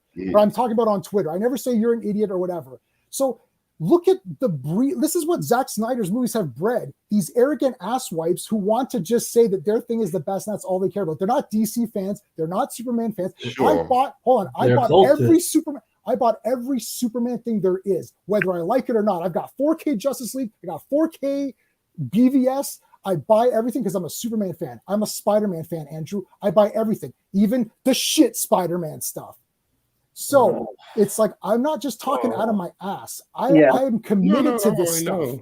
No, I get that. I mean, I don't like Zack Snyder either. Zack Snyder is a fucking egotist that thinks he always knows the best. Right. And then here's what's bred. And it's like, these people who can't get it out of their system. It's like, look, I can admit, But you're you're doing a referendum on a movie. You have to detach yourself from the emotional stuff that you feel about Zack Snyder fans, no, and actually talk about the movie in and of itself. It is that I want. Listen, Wonder Woman killed a bunch of people. Let's go back to that. Wonder Woman killed those people. But that's not what you do in a movie. And then you didn't check out because you were making judgments about characters. I was watching. You were making judgments about Cyborg. You said Cyborg can't do that because that conflicts with something he did in past. Well, look at another within character. the movie. Do you like Casino? Yeah, it's okay. I saw it in the theater. It was okay. You saw it in the theater and it's okay. All right. Yeah, I think it's a pretty good movie. No, but I think no. I want to go into this because one of the reasons it's a good movie is because of the compelling character that is played by what's his name, like Joe Pesci. By Joe Pesci. One of the reasons it is because of him. Now, this guy's evil throughout the movie. He's a completely sinister fucking son of a bitch throughout the movie. But guess what? He's really good to his kid. And he always goes to his kids' baseball games. That's a little bit of a conflicting character. But you know what that means or what that makes? It makes a three-dimensional character. I know, but you can have conflicting characters that isn't just one way or one thing, who isn't just a stereotypical fucking evil guy or a stereotypical good guy. And that's what they did with Cyborg. They didn't just make him a simple, stereotypical good guy where everything he does is good. And he's not an aspirational hero, so he doesn't have to be like that. No, J-Man. Wonder Woman comes to Cyborg before that and says, "Can you help us?" He's like, "No, fuck the world." Then later he sees that woman struggling and helps her. And then no. That was a flashback, dude. What was a flashback? Did this turn when he's doing all of that with and actually it comes before, pardon me, by the way, before Wonder Woman goes to find him. That scene, right? It comes before. Right. That's what I'm saying. That's what I don't like. He's saved. No, you said the opposite just now, by the way. No, the opposite would have been better. I didn't know if you meant to, but no.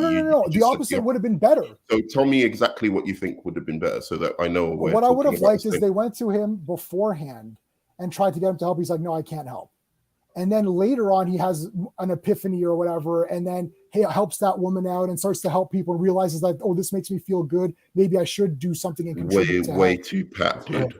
That's what superheroes are. That's way too pat, dude. I wouldn't. That's what superheroes are. It's like, it's fine. I wouldn't have minded it your way either, but I actually think the other way adds some kind of wrinkles of interest, because it just makes me not like the character. What you see is that internally he wants to be a good person, but actually, because of what the world has done to him, like so many other people in this world, because of what the world has done to him, he ultimately is trying to give off this, feign like he doesn't give a fuck, like he doesn't care. Look, right? I'm an so many guy. people do. That's what. But I don't want deconstructed superheroes. I want the real superheroes. You can't sit there from your like, oh, I've read a bunch of comics. I've read a bunch of comics. That doesn't mean I get to define every single person what superheroes are. Sometimes you. Well, that's what they are. You have to. I want to see. So why don't you like Man of Steel? J-Man.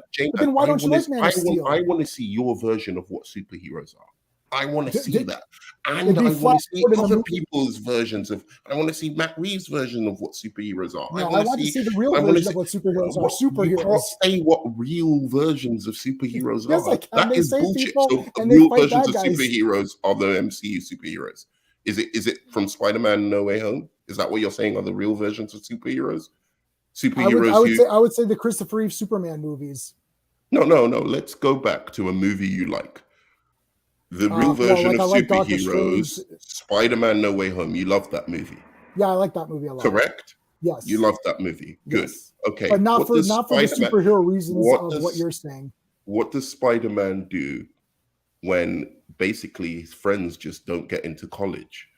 What does he go and do to try and correct that situation? He puts the whole fucking universe in jeopardy. Is that he didn't know he was doing that. He didn't know he was doing He did know he was doing it. Fucking Doctor Strange kept telling him you're going to do that. Right. and he went and did it. And Doctor Strange also is a superhero who also put the universe in jeopardy, much more jeopardy than Cyborg did. Well, no, the entire everyone's gonna die. So it's the same. It's not that they're just gonna forget. I mean, everyone was gonna die. Well, what's Darkseid gonna do? Knit a sweater?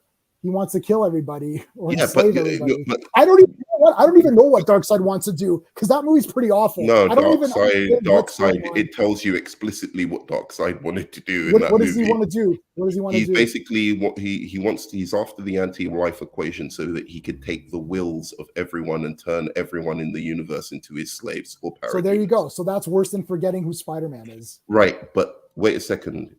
Cyborg joining that team doesn't necessitate their victory. Right? It doesn't necessitate their victory. You're talking about fucking Wonder Woman, Batman, potentially Superman. You know, No, a he's not at that number. point. Well, okay, fair enough. I'll give you that. Superman isn't there, but you're talking about pretty fucking capable people. Wonder Woman, Batman, all of these characters, which that was the only two. Cyborg's going to know that that's what they're looking for because he's like hooked into every fucking electronic device or whatever you want to call it. So he's going to know exactly who's on that team, and maybe he thinks, hey, they can handle it. It doesn't need me to be involved. Whereas Doctor Strange knows for damn sure if he does that spell, right, and it goes wrong, the implications for the universe. The longest debate I've ever been a part of. Longest debate. Okay. So are you telling me that's a superhero thing to do? Or is that just to drive the plot? It's not a superhero thing to do. So it was just to drive the plot forward. Correct. It's not a superhero thing to do. Okay, so what's the difference? Why do you? The difference is that everything in Justice League pisses me off, and I hate every moment. Not just a couple of things that were wonky. I don't like that. Listen, I don't like that Michael Keaton. Look, I don't like that Joker in Batman '89. I don't like that Joker killed his parents. I think that's fucking hold garbage. it right there. Quiet for a second. I think that's garbage. I don't like that he kills Joker at the end. I think that's garbage. I still like '89 because a lot of that movie's pretty neat. Justice League is 4 hours of boredom, and I pretty much hate everything. Is there stuff in No Way Home that I don't like? Sure, but not all of it. Like I don't even like it. Like it's none of it is heroic to me. I don't think it's boring, but it's boring. It's super boring. If you find it boring, fair enough. But I don't find it. I don't find it boring. And also, I don't give a shit. It's 4 hours. Give me a 5-hour Justice League movie if I enjoy it. Give me a 24-hour Justice League movie if I enjoy it. I love the Justice League. I don't want a less of a movie. I want more of a movie. I'm not saying sorry. Let Skeptic respond because I don't think he's. I'm just saying I've watched Endgame like 15 times, and that's a pretty long movie. I'm not saying, okay, hold on. It matters how well it's paced. Yeah, exactly. I'm not saying 4 hours is bad. I watch long movies all the time. I watch Lawrence of Arabia, like so many. I don't care. I watch Ben Hur. TV series that are I watch TV series. I will watch 5 movies in a row. I've done 5 movies in a row. I can watch long stuff. What I'm saying is that it's boring because I hate everything. And it's like, so it's long. It's 4 hours of crap that I hate. So it's bad. Who'd we lose? Okay, can you tell me one good thing about the movie? About Justice League? Yeah, Zack Snyder. Yeah, I can tell you one good thing about Zack Snyder's Justice League. I like Steppenwolf's look. That's it. Oh, okay, that's good. Can you tell me another? You didn't like how he looked in Justice League? I like the idea that Batman was gathering the guys together. I like the idea that Wonder Woman, I kind of like the basic idea of what's happening. So like I like that Steppenwolf's trying to prove himself to Darkseid. He's found it. He's going to try to be a man and show that he's good. I like that stuff. I like showing before where they had the war in the whatever BC it was. I don't know what time period it was. Yeah. I like that. The land before the gods or whatever. Yeah, I like that. The gods ruled to the earth. Yeah. I like that.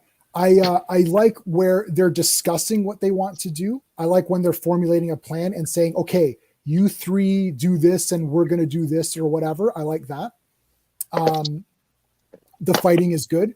What else do I like? I'll tell you lots of things. Hold on. I'll tell you some more things. No, it's good because what you've shown me is that I feel like it's genuine critique then, because if somebody can't tell me one good thing about a movie, then I know that it's coming from no way. bias. it's coming from a bias against the movie. No way. That goes beyond what the movie actually is. And so Right. if you could tell me some good things about the movie, then I'm fine with it. You know. Plus, what I'm I bought saying? it on 4K. I bought it on 4K, and I bought some of the toys. All right. Skeptic, tell me, what do you? Because I'm curious. You seem to have been back and forth like between us. What do you think of the movie? I don't like how Superman is portrayed in the movie. I think he was actually better in Justice League, funny enough. But overall, I love the movie. I love what they did with Cyborg. That he was a great character. I don't know. Overall, like, the villain wasn't bad. I mean, I thought the villain was all right. I thought the villain was pretty good. I mean, I just like all the characters, honestly. All the characters are pretty great. I mean, I don't know. Ezra Miller's Flash is kind of annoying, but I like Ezra Miller's Flash. I don't know why everyone, You but like yeah, Ezra Miller's Flash. he's annoying. Sometimes in Flash- that movie, not in the Josh Speaking Whedon of version, Flash, but in that I movie. rather take the CW Grant Gustin Flash. Yeah, I kind of hate him. Did anyone watch Doom? I just started watching Doom Patrol. I've owned the Blu-rays forever. I've watched a little bit of it. I really like Cyborg in that show much better than in Justice League. The only part of the Cyborg is the hand and the eye stock. That's it. Ask a question, Crimson. So Crimson was on, his mic was messed up, which is why we could never hear him. So sorry, Crimson. Crimson, I put a link to your channel up in because I know you just started a channel, so help the guy out. Nerdman, you've changed your channels. You have a few, right? Like I'm starting to get confused on what channel you're on because sometimes I see you pop up with something else. I'm like, what's going on? So if you want, you can give me your links again. I'm subscribed to you. I'm still on Hot Takes Tuesdays. I'm not doing much until like I think I'm trying to travel somewhere, and then I'm gonna do some more travel based stuff Right. on YouTube. But yeah. And Andrew, how's your channel going? I'll post the links up for you guys. That's kind of a long story. It's probably on Pornhub at this point, jerking off to Spider-Man. Very funny. Don't say weird crap like that. It's kind of a long story. Stuff happened. I had to make a new account, so. Oh, okay. I'm sorry. Yeah, but yeah. All right. Well, if you want, you can. If you want to put it in the private chat, I'll put it out. I don't have much stuff on it, but okay. It's up to you. Totally up to you. Hey Okay, guys, should I do green or lavender vanilla? Are you really shaving your beard? No, I already shaved. But Skeptic, hold on a second. Crimson wants to ask a question. He hasn't talked at all. Okay. I'm on speaker, so I hope if you guys think I'm yelling, I'm sorry.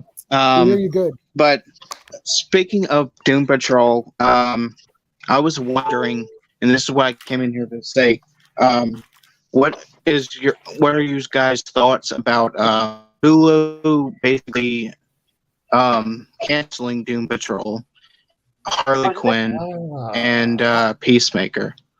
Peacemaker. Well, they didn't cancel Harley Quinn. It's been I think season 4. No, that's been renewed for season 4. I knew Doom Patrol was going to get canceled the second I liked it. Because anytime I watch something and I like it, it gets canceled. So I waited. Okay, so I've got all 3 seasons on Blu-ray. I haven't watched it. I read Grant Morrison's Doom Patrol. I really liked it a lot.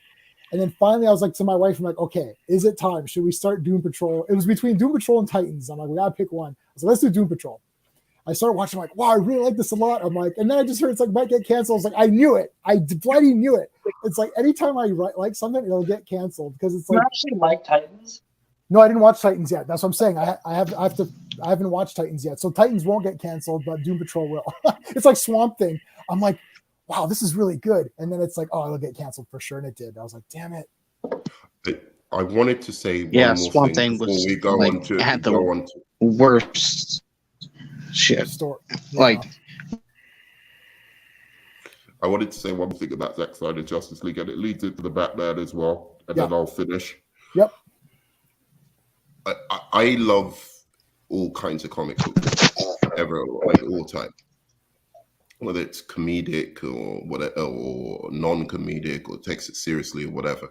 But I think there's been, because of the MCU and the MCU formula, there's been much more. Too old these days now. There've been much more kind of goofy, humorous, light-hearted, family-friendly takes on superheroes. And I hate that. And I enjoyed, having some difference with Zack Snyder's Justice League and the Batman, where actually, no, we're taking these characters as mythological characters that can have some kind of impact on the world that, roughly speaking, approximates our own world, the world that we actually live in. Because when superheroes act in a world that actually feels real, it seems like it has more consequences and weight and stakes for us. And when they're not, wisecracking every 5 seconds, it makes it seem like what's happening is more important. And I appreciate that about it. Look, honestly, people shit on the humor a lot of the time. I fucking hate, don't get me wrong, I fucking hate like Thor Ragnarok and Love and Thunder and shit like that.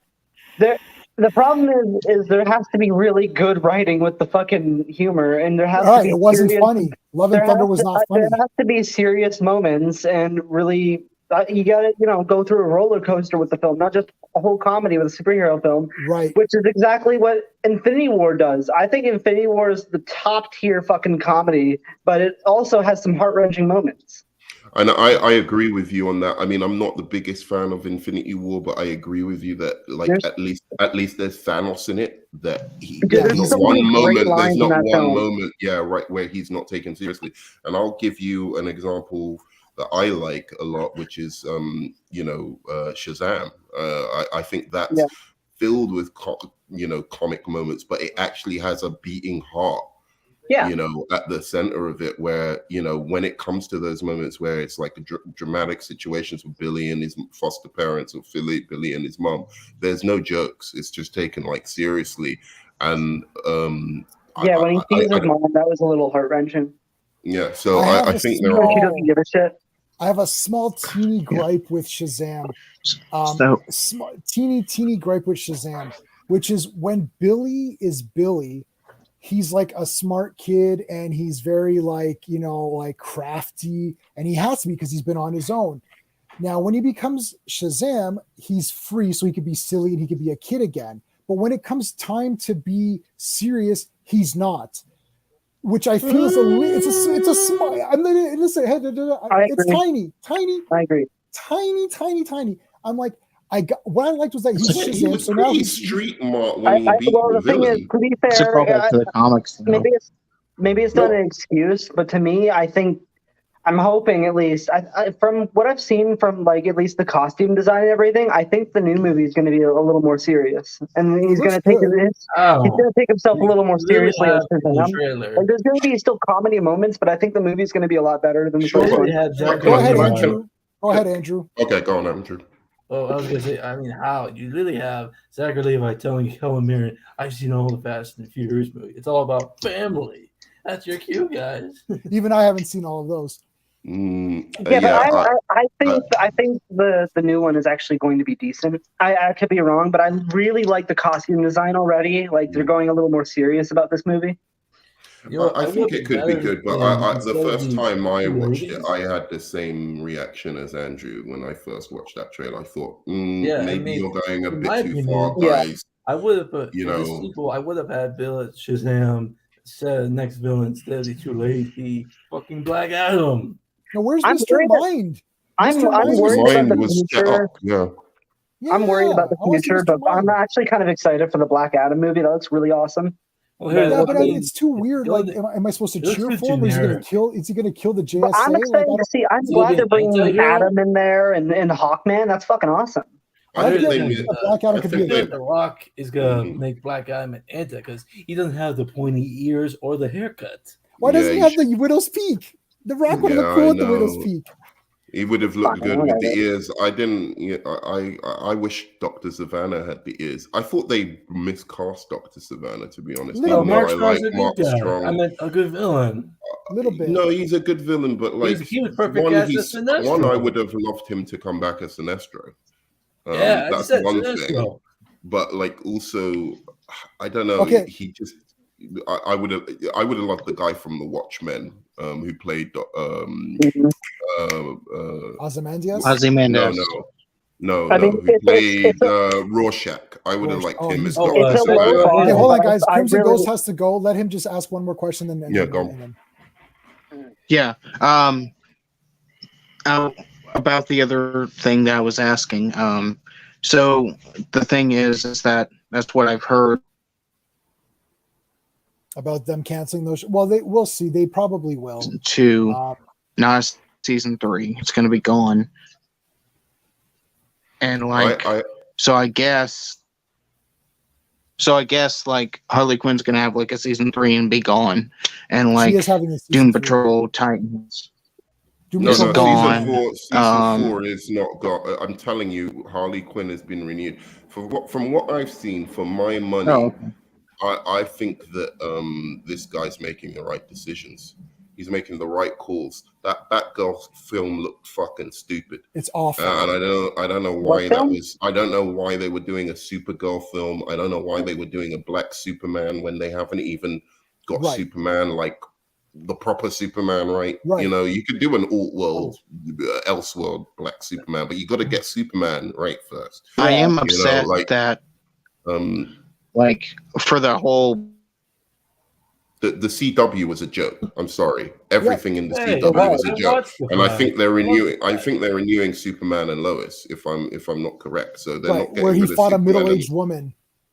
Like, it's like so lame. But the J-Man, villain in Superman Lois you is a have Bizarro. middle-aged woman.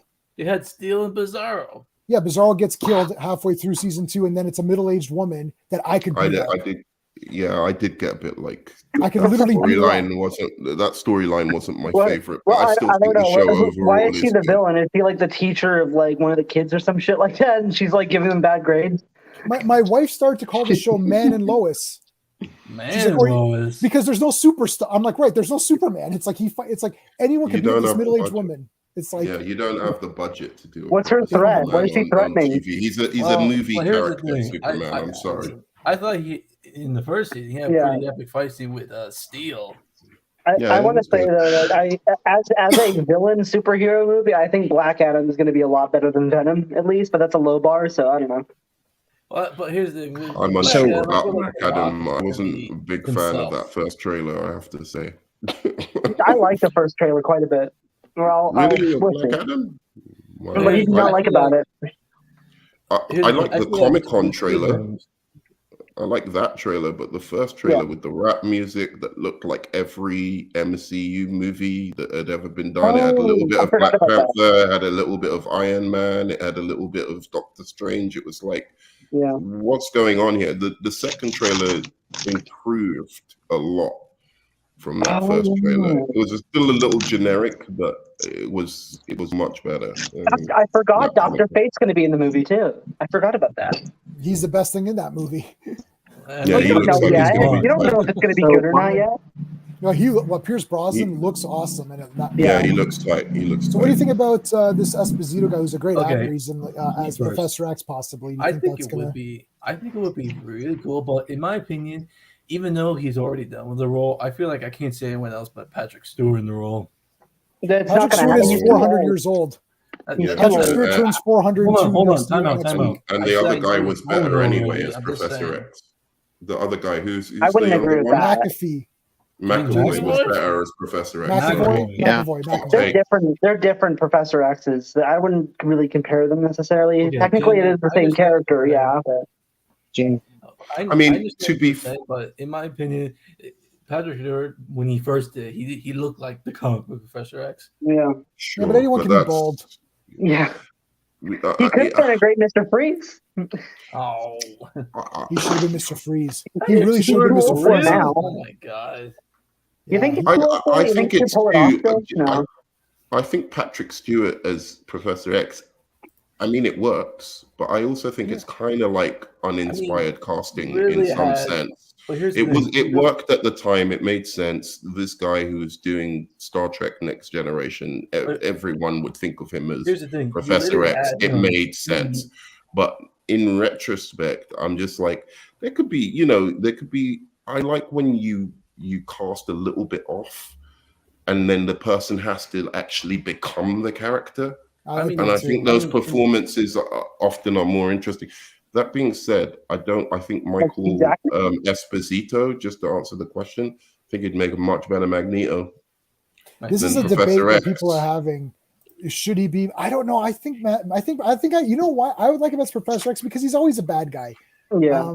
I'd like to see him. I'd like to see him as this kind of father Is he figure going character. to do an Hey, English accent? J-Man, Yeah, why not? J-Man, You did think you he's gonna care do an about like Hugh Jackman's height when he was announced? I mean, look, I never cared about any of that stuff until the media made me be an ass about it. Where it's like everyone has to be exactly who they are to be. Like, it's like Esposito's not crippled, so he shouldn't be. You would take what you can get at the time, right? I mean, It's here's like- the thing. Also, with when I was gonna bring up for the Professor X, in even though it was a cameo, you literally had Patrick Stewart in the yellow chair from the animated series. Yeah, and then Scarlet Witch smoked his ass. That was awesome. That was stupid. That doesn't make any sense. I feel like he'd have Why? more fight. Like, And he had Pure John Minds. Krasinski as Mr. Fantastic. Who I love the way got? Patrick Stewart has died like 3 times now. Yeah, he just keeps dying. Yeah. He just keeps getting killed as Professor X. But I thought that was hilarious. That was too, hilarious, Jane, yeah. Wait, what the was way, the- what was the way the second she time? smoked that whole team, I was just That like, was this awesome. Illuminati. oh yeah, he died in Logan. I'm thinking of X-Men 3, Logan, and this movie. Yeah, they keep bringing him back to kill him off. Do Right. you know there's certain anti-SJW people who are going that was so SJW what happened in that scene because she killed the men first. Oh no, I debunked Oh that my immediately. God. I can say because we didn't talk about Doctor Oh Strange my 2. I've seen Doctor Strange 2 like 3 times now. I really like part 2 a lot, and like it for too. me, like Scarlet Witch, like okay, first of all, she took out the threats right away. She took out Black Bolt, who was the first person you got to take out. It's Yeah. like, and then you take out Mr. Fantastic because he challenged her, and right. She wasn't. I don't think there was like this big thing. Like she took them out in the way that he's like, oh, Black Bolt can kill you 1 second. It's like, okay, there, he's gone, and he's like, okay, fine, I'll attack you. And then she attacked him. I don't think it was a woke. I don't think that movie was woke at all. Actually, No, it wasn't work. I don't think it was, But and I I've think seen the it reason they multiple said that times, and I because they were dissected it. Sorry, Andrew, go ahead, Andrew. I think the only reason they said that is because those people just hate women. No, I don't talk. Facts, I don't Andrew. know, Just tell it as it maybe. is. Thank you, Andrew. Well, this is the way I can give you some ammunition. With Doctor Strange 2, if we look at the character of Wanda, who has been in several films leading up to this Turned and a into a television psychopath. series. So literally her parents were killed in front of her. Then she was her and her brother were kidnapped and brainwashed. Then her brother died in front of her. Then her husband died. She finally became a good guy. And her kids. And then Then her husband died. Then she lost her mind, right? Gathered those people together, tried to get something at happiness, but that failed because she was just insane. Then she lost her kids in front of her, right? This is the biggest build-up to a villain. This is the biggest build-up to a villain we've ever seen. That reminds me of It's like a 5-part series to get to. Hold on one second. I mean, Like I don't know what you want. And Scarlet Witch is a classic character from comics. Classic. She's a very powerful mutant. I know from X-Men. She's a proud. I love Scarlet Witch. I have an entire. You can't see it. It's too dark back there. Entire Scarlet Witch section with Vision. She's a great character. I think Elizabeth Olsen's like awesome. And this is the setup to this villain. And they're like, oh, it's all about her. First of all superhero movies are about the villain because exactly. Like superheroes are about reacting to the villain. Doctor Strange doesn't go stop purse snatchers. He sits around waiting for a threat to the world. Then he acts, right? Yeah. So he is a reactive character. He's not like Batman who patrols the streets and will seek. He just sits in his sanctum sanctorum. I have a weakness. I gotta admit, I have a weakness for like whenever like in superhero films or whatever kind of films, like whenever the home base is like getting destroyed, and that was definitely happening. That was awesome in that film. And let me tell you something else too. Here's another thing. So people kept saying, "Oh, it's about Wanda." Firstly, it's always about the villain. Secondly, it is about Doctor Strange as well. And here's the other thing. Another thing people said was like, "Oh, they had America Chavez." I'll tell you, America Chavez in the comics is not that interesting. However, in this movie, very interesting character to me because at no point in time did she ever say, "Doctor Strange, you're an idiot." Oh, it's better to have two moms than a mom and a dad or something. Like, he kept saying it was woke, but it wasn't. She just happened to have moms. That's a real thing. There's people out there that are two moms and a kid. This is a realistic thing. And check this out. She was looking for a father figure. It's actually reversed. And she trusted Strange. And the end, Wong said the wrong thing. Wong is like, no, you have to take her powers. And that was the mistake. They kept trying to take her powers. And Doctor Strange was the only one who cared enough about her. And she cared enough about him and to trust him. And he's like, no, I'm going to help you get your powers back or control your powers. And then the way they twist that to have Wanda defeat herself, because it's like, okay, Wanda, there's your kids, go have them. Meanwhile, the kids are scared of you because you're a monster. That was awesome. There was mental manipulation there. They couldn't defeat her with her pure power. Thank you, Skeptic. And it's something that's missing so poorly from superhero movies these days. I think it's really bad writing in a lot of superhero movies where it's like, oh, the superhero can just beat the person by punching them, by beating them up, right? That's like, fine. It's like Man of Steel, right? What does he do? After all this big fight, after the destruction of the whole city, he snaps his neck. Well, why aren't you doing that in the fucking beginning? My God, I said that. That's what I love about the leader, and that's what I really would just wish the leader would be like coming back or whatever, because as far as I know, I haven't read a lot of leader stuff, but I just know a little bit He's about a great villain in comics, the game. But from what I know, I mean, at least I honestly haven't read much Hulk comics, but I remember in the video game, the Hulk video game from like 2003, he was the final boss, and you basically turn back into Bruce Banner, and you have to turn into the Hulk. I remember. But it's it's a really annoying boss battle because you got to basically like, I don't know, be smart about it, and like it's not just like beating him up. I feel like, is that what he is in the comics? Like basically like. But that's a basic thing of storytelling is like the undefeatable monster, right? And how does the hero find a way to defeat them? And it's always and it used to be when there was good storytelling that the hero never beats them just by, oh, I'm just going to punch them out in the end. The hero always won by having to figure it out in the end, having to figure out some strategy to use the person's thing, you know, like take Predator or any of these kind of things to use the fact that they are an undefeatable monster against them somehow. And I thought that was a beautiful way that they did that in the end of the movie, because it completed everyone's arc. It completed Doctor Strange's arc, it completed Jarvis's arc, and it completed the villain's arc as well. Wanda's not dead.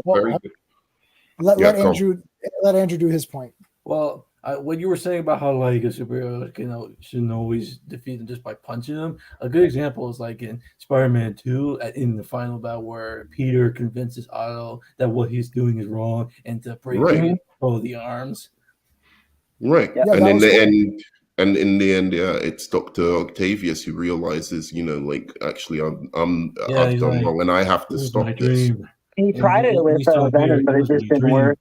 Sometimes do what's right. We have to be steady and give up the thing we want the most, even our dreams. That's Sam Raimi. Sam Raimi, good directing. Yeah, I was so pumped for. I mean, we walked out of that Multiverse of Madness, and I'm like, what were these people talking? I saw it the first showing, like first day, first showing, and I'm like, wow, this was. I think it's one of my favorite Marvel movies, to be honest with you. I don't know, it's not up there with like Spider-Man 2 or Iron Man. I'm saying MCU.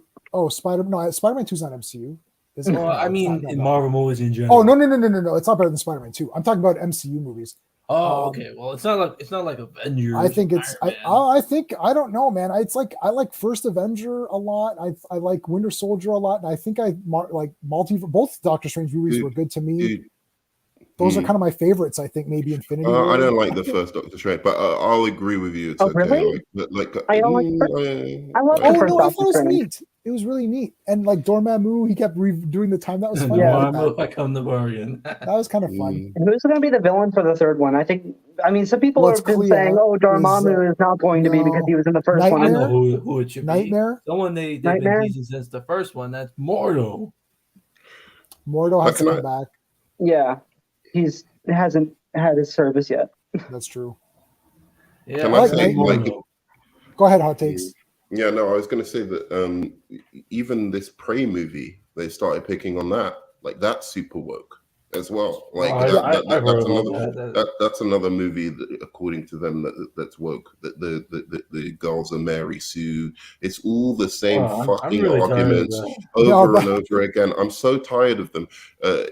Everything's fucking woke these days. So I put together a list. I put together a list of things that if they came out now, that these guys would think was woke, right? Like Trading Places would have been too woke for them.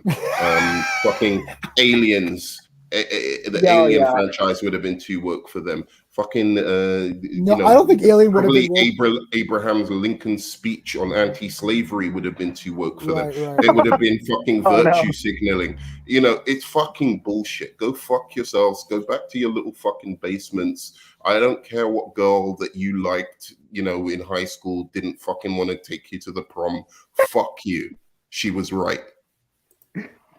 Yeah, Jack Earl Haley. Yeah. DC, Rorschach, Odin. Oh yeah, okay, Preacher. Yes. Oh yeah, Preacher. Yeah. I think if Metroid was a franchise that started existing now, people would say it's woke because I fucking love Samus. She's one of my favorite. She is my favorite video game character. I saw Prey. It's like a 5 out of 10 for me. It's okay, but the thing is that because did you see Prey hot takes or no? Yeah, I've seen it. It's good. So, but I mean, I'm interested to know why you think it's a 5 out of 10.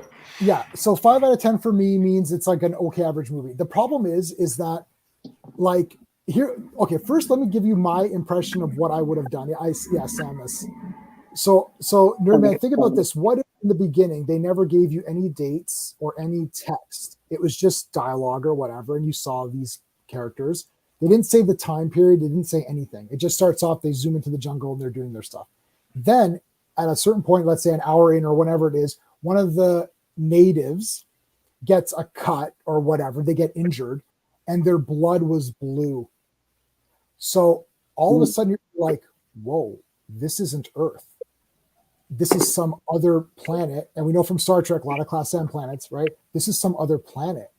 I think that would have been super interesting. My problem with Prey, that would have been cool. That would have been awesome. Yeah, right. That's not what they did, but I know. So my problem is that you've set it in a realistic setting in 1700s where there's no way that the Predator wouldn't wipe the floor with all of these people, and not only that, it's boring because I want to see what they would have done. Okay, so let's say I have to use Earth. He did wipe the floor with all of them. He did wipe the floor with them. I know, and she kind of, but it's just it weakened the Predator, it weakened the natives. Where's the beefy natives? I wanted to see like Warpath and Thunderbird come out from X-Men, like the beefed up guys. It's like, okay, we're gonna take this thing on. It was just too pedestrian. It's like, okay, the girl, I like the guy. I don't think in 1700 there would have been a Comanche woman warrior. I just don't think that's a thing. But I guess I could pretend there's going to be one. For this I movie. mean, you can. It's not reality. It's right. But I mean, but they're saying it. No, I know, but they're saying it is. They're telling me it's 1700, and this is the Comanche. So you're telling me I'm supposed to think about that, but right? There's no fucking Arnold Schwarzenegger like fucking commando in these days who can go in, wipe out a whole fucking no one exists like that. Yes, there are really good fucking soldiers who can do a lot, but they're not fucking Arnold Schwarzenegger going in like fucking doing one-liners while fucking clearing out terrorists. I mean, that's unreality as well. I mean, right, but I mean, but Schwarzenegger's a real person. Carl Weathers is real. Jesse the Body. All these people existed as they are in that time. You didn't have to. It's like he can hold those guns. He can, you can assume that he's believable as that character. What I'm saying is that if you would have made it an alien planet, then there'd be no arguments and you could just watch that movie. But the fact that it's supposed to say, if you're saying, look, if they went back to Abraham Lincoln to kill him and he was played by a Japanese dwarf, you'd be like, that's not real. And you'd be like, but it's not real to me. So it took me Yeah, out of the but movie. that's a real Like, that's life character. Like, but so are these that's people. kinda The different. Comanche are real.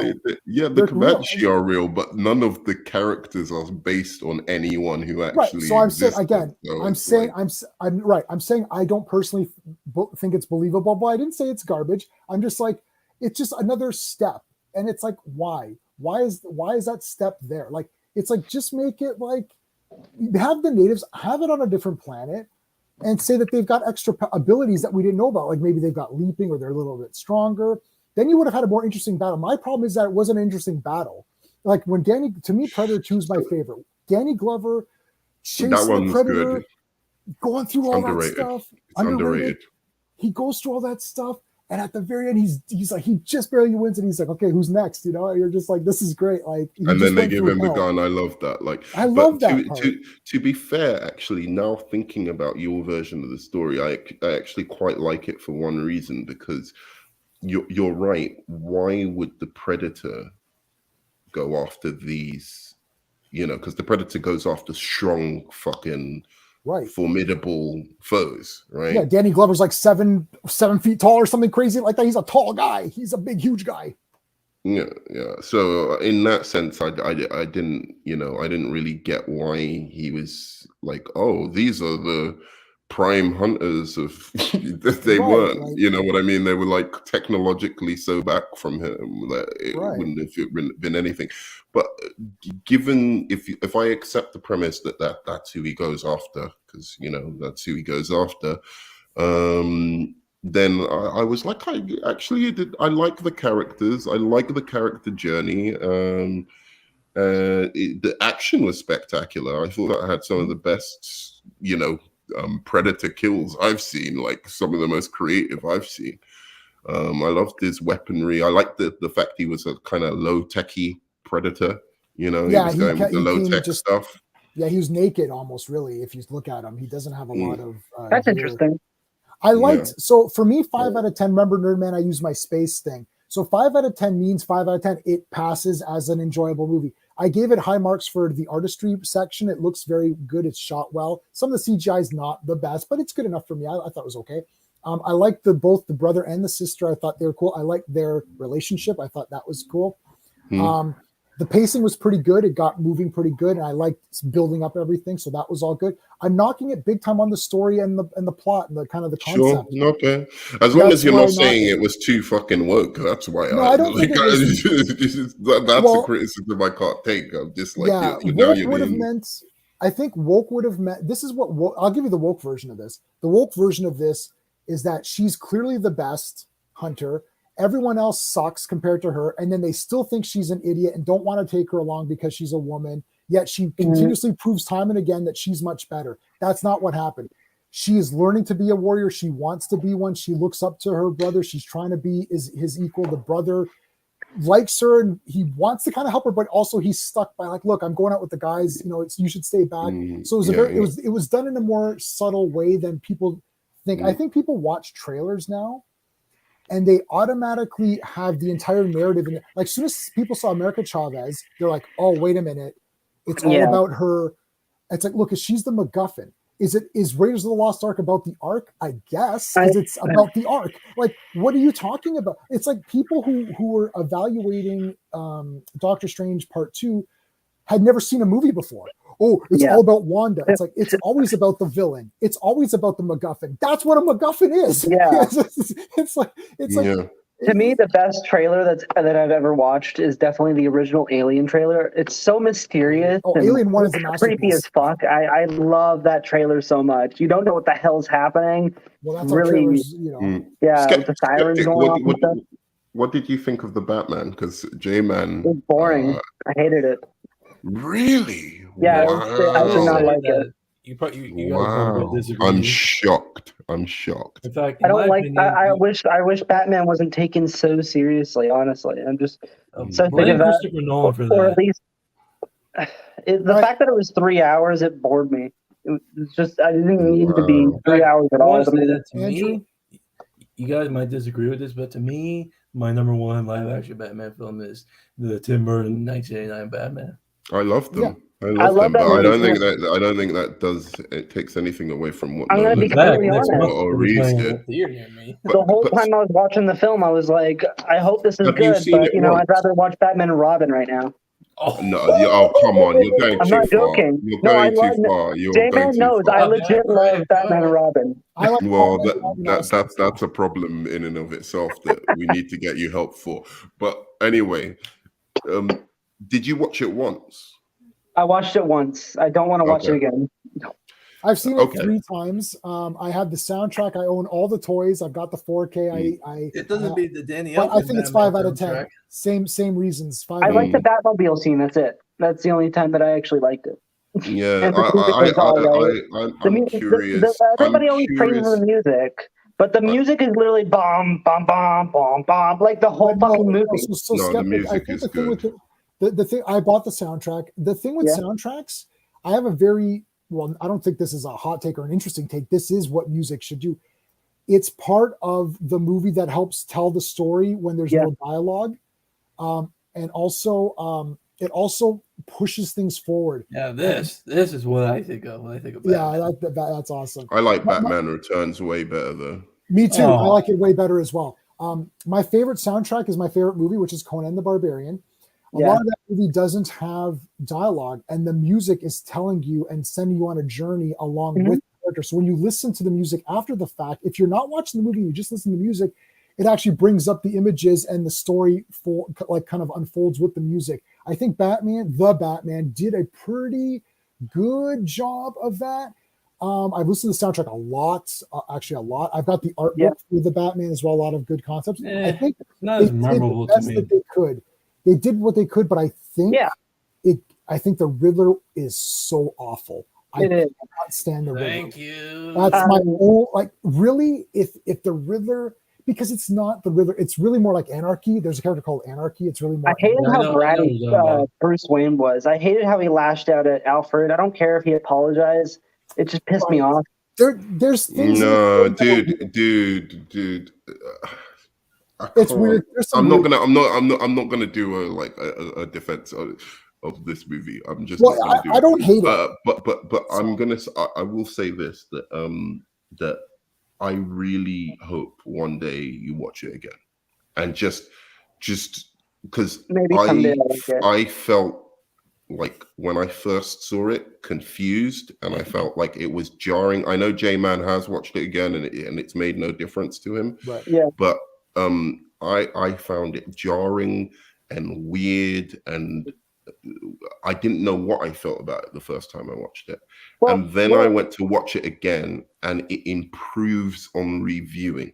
It Okay. really does, and I think that's a mark of a good film. Like there's the film American Psycho. The first time I watched that, I was kind of like I love confused by American it. Psycho. Yeah, no, first time I watched it, I was confused by it. I didn't like the ending. I just thought, wait, that's it? Like that's anticlimactic, isn't it? And Yeah, then the I ending did watched feel it. a little anticlimactic. But then I watched it again, and I understood the themes and what was going on in that movie Yeah. much more, and realized, no, okay, that's why it ends like that. That's what this is about, because it isn't about him being a fucking serial killer in the end. That's not what the main themes and what the thing is trying to drive home in the end. It's not like, oh, this is a serial killer movie where we want the serial killer to be catched. This is about a social commentary, right, on that particular type of world, right? There's two narratives. There's surface level narrative. I think what happens is that most audiences see surface level narrative and then walk out of the theater and then judge by surface level narrative. And you're like, well, did you know what this means? Did you happen to see this section, or what did you think this scene meant? It's I like, get oh, that. it didn't mean That's how I feel with the prequels, the Star Wars prequels. Mm. I think they're like amazing. I think they're perfect the way they are.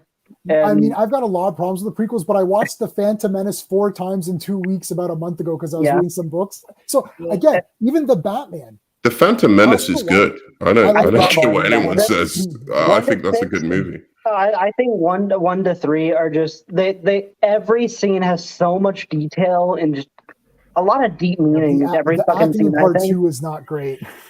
So I want to say, episode 2, like, I Okay, love Andrew, go episode ahead. 2. Andrew That's can talk, fair. and then I gotta go, guys, because okay, Yeah. that's fine. Alright. So I agree with what J-Man was saying about Batman, because to me, like just like I said with earlier, the Batman movie villain that I enjoy is Jack Nicholson as the Joker. Yeah, Yeah, but he's you hate the movie because it isn't Burton's movies, and That's not true, really actually. fair. That's not true, Like actually. at least Skeptic and J-Man are like, No, man, it's that's on not its own true. merit, and there's some other things that they That's don't. not true. No, J-Man. I've seen, dude. You don't like the rest of the Spider-Man movies because it isn't fucking. I like Tobey Michael Maguire. Keaton in Homecoming and Jake Gyllenhaal. I didn't like Homecoming. I didn't like Homecoming, but like I've seen you, dude. Like anything that Hey, isn't I like Tobey Batman Maguire, Begins. anything that isn't Tobey Maguire, So that's a lie. you don't. That's a lie. I like some parts of Homecoming, actually, but No, man, it's a I like lighthearted Batman film, but I Begins, have the Nolan problems with it. trilogy. You like Batman Begins? Well, that's Yes. good because it's a great movie. So I love Batman Begins. But I think the thing Begins is better with than Dark Knight, though, is Dark Knight is a great film, but it's not It's a good overrated. Batman movie in the slightest, I think. Yeah, I agree with that. It's not It's a a good Batman movie, film to but- me. It's just a cool crime thriller. That's it. Yeah, I and don't know Two-Face what is that ruined. means. It's Batman in it. It's not like I they've mean, changed his mythology or something. I It's mean, just that it's no, more but about there's the no- villain, just like you were saying, J-Man. Yeah. Wonder, it's more about Wonder than Doctor Strange because often the villains are the coolest part of movies. That's just sometimes I what still happens. think- That's the way the fucking cookie crumbles sometimes. But certainly Batman Begins is probably the most Batman based I agree with fucking that. movie, I don't know. like breaking down the entire psychology of why he becomes Yeah, Batman. I Yeah, agree. no, And that's the only cool. I other like one that. that actually contends with it is the Batman. to be I fair. disagree with that. Sorry. All right. Well, Anyway. we can all somewhat agree to disagree, I suppose. But one thing is, every movie we've talked about, I own on Blu-ray or 4K, Good for you. so I can rewatch all these and make up more points. What is this? I want the 5X. So you think there's an alternate dimension out there where you think that Nemesis 4 is better than Doctor Strange 2? No, I don't think so. Nemesis. I despise Nemesis. Well, I still own it though. I despise Nemesis 4 in all my versions of me in all realms. Don't like Nemesis 4. What about is it better than Zack Snyder's Justice League? Well, no. Zack Snyder's Justice League. If you're talking about a movie versus a Really? movie, I'm not gonna lie. Like Oh Zack Snyder's Justice League movie has things I despise, but not craft wise. Like Nemesis 4 is a low budget. It's like this is one thing that I don't like. This is why I came up with my rating system. For Nerdman, you pointed this out. Because someone who just says this movie's trash, garbage, I hate when someone says this is 0 or 0 out of 10. Like, what did you get? How did you get that? Even I would not say Zack Snyder Justice League is 0 out of 10. Like 0 is no movie. 0 is like a canceled movie to me. Like, no, 0 is like, No, there's one movie that's 0 out of 10. Okay, well, I know it. You know it. Independence Day Resurgence. It's Really? I didn't see it. It's I heard that very was close good. to a 0 out of 10. okay, so I didn't see it. But, well, I knew it wasn't going to be very high. Like Zack Snyder's Justice League, I'd probably give it like, for my personal thing, maybe like a 3 out of 10 or something. But like that's my opinion. But like, so that's the thing. It's like I want to be fair. Like if there's like good artistic merits, like the film is shot well, you could see what's going on. I could see the action. Like there's like, like there's movies like Born Identity where I can't tell what's like, it's like it's so fast cut. I'm like, I can't even see what's happening. Like Zack Snyder can film well. How long would Zack Snyder's Justice League be if the slowdown was not slowed down? I find the slowing down parts. I know people kind of make fun of that. I don't have a problem with I liked that. it in 300, man. I thought 300 was awesome, even though it's all CGI. I mean, it was used well for the most part, and it's not like he slowed down Flash's speedster powers that often. No, I don't think it was that bad. I liked how he captured the Flash's abilities, but in any case, there's no alternate reality where I like the MCU. Just so that everyone knows, none. Really? Okay, so we're gonna end off film in there. the MCU? No, I like a few films in the MCU. Yeah, you like. I just you like. Doctor I Strange just too. We like. just talked about it. Yeah, I just like to fuck with MCU fans a little bit sometimes. I like to mess with all the fans because I never seem to fall on the same side as anybody. I don't know why. I'm too weird. Okay, guys, thank you so much for everyone coming on. This Wednesday we're going to rank all the Predator movies, including AVP. The worst Predator is going to be The Predator. I can already tell you that. But we're going to rank those on the Action Elite. Tuesday, Steve and I are going to be talking about wrestling. So that's what's coming up next. Hey, guys, can I join the Predator? I'll talk to you after about it. Go on. It's not going to be on my channel. I'm on another guy's channel doing it. Okay. Actually, So yeah. But all right, guys, take it easy. Hey friends, you've just been listening to J-Man, and he is the smartest person who ever lived. So make sure you like and subscribe.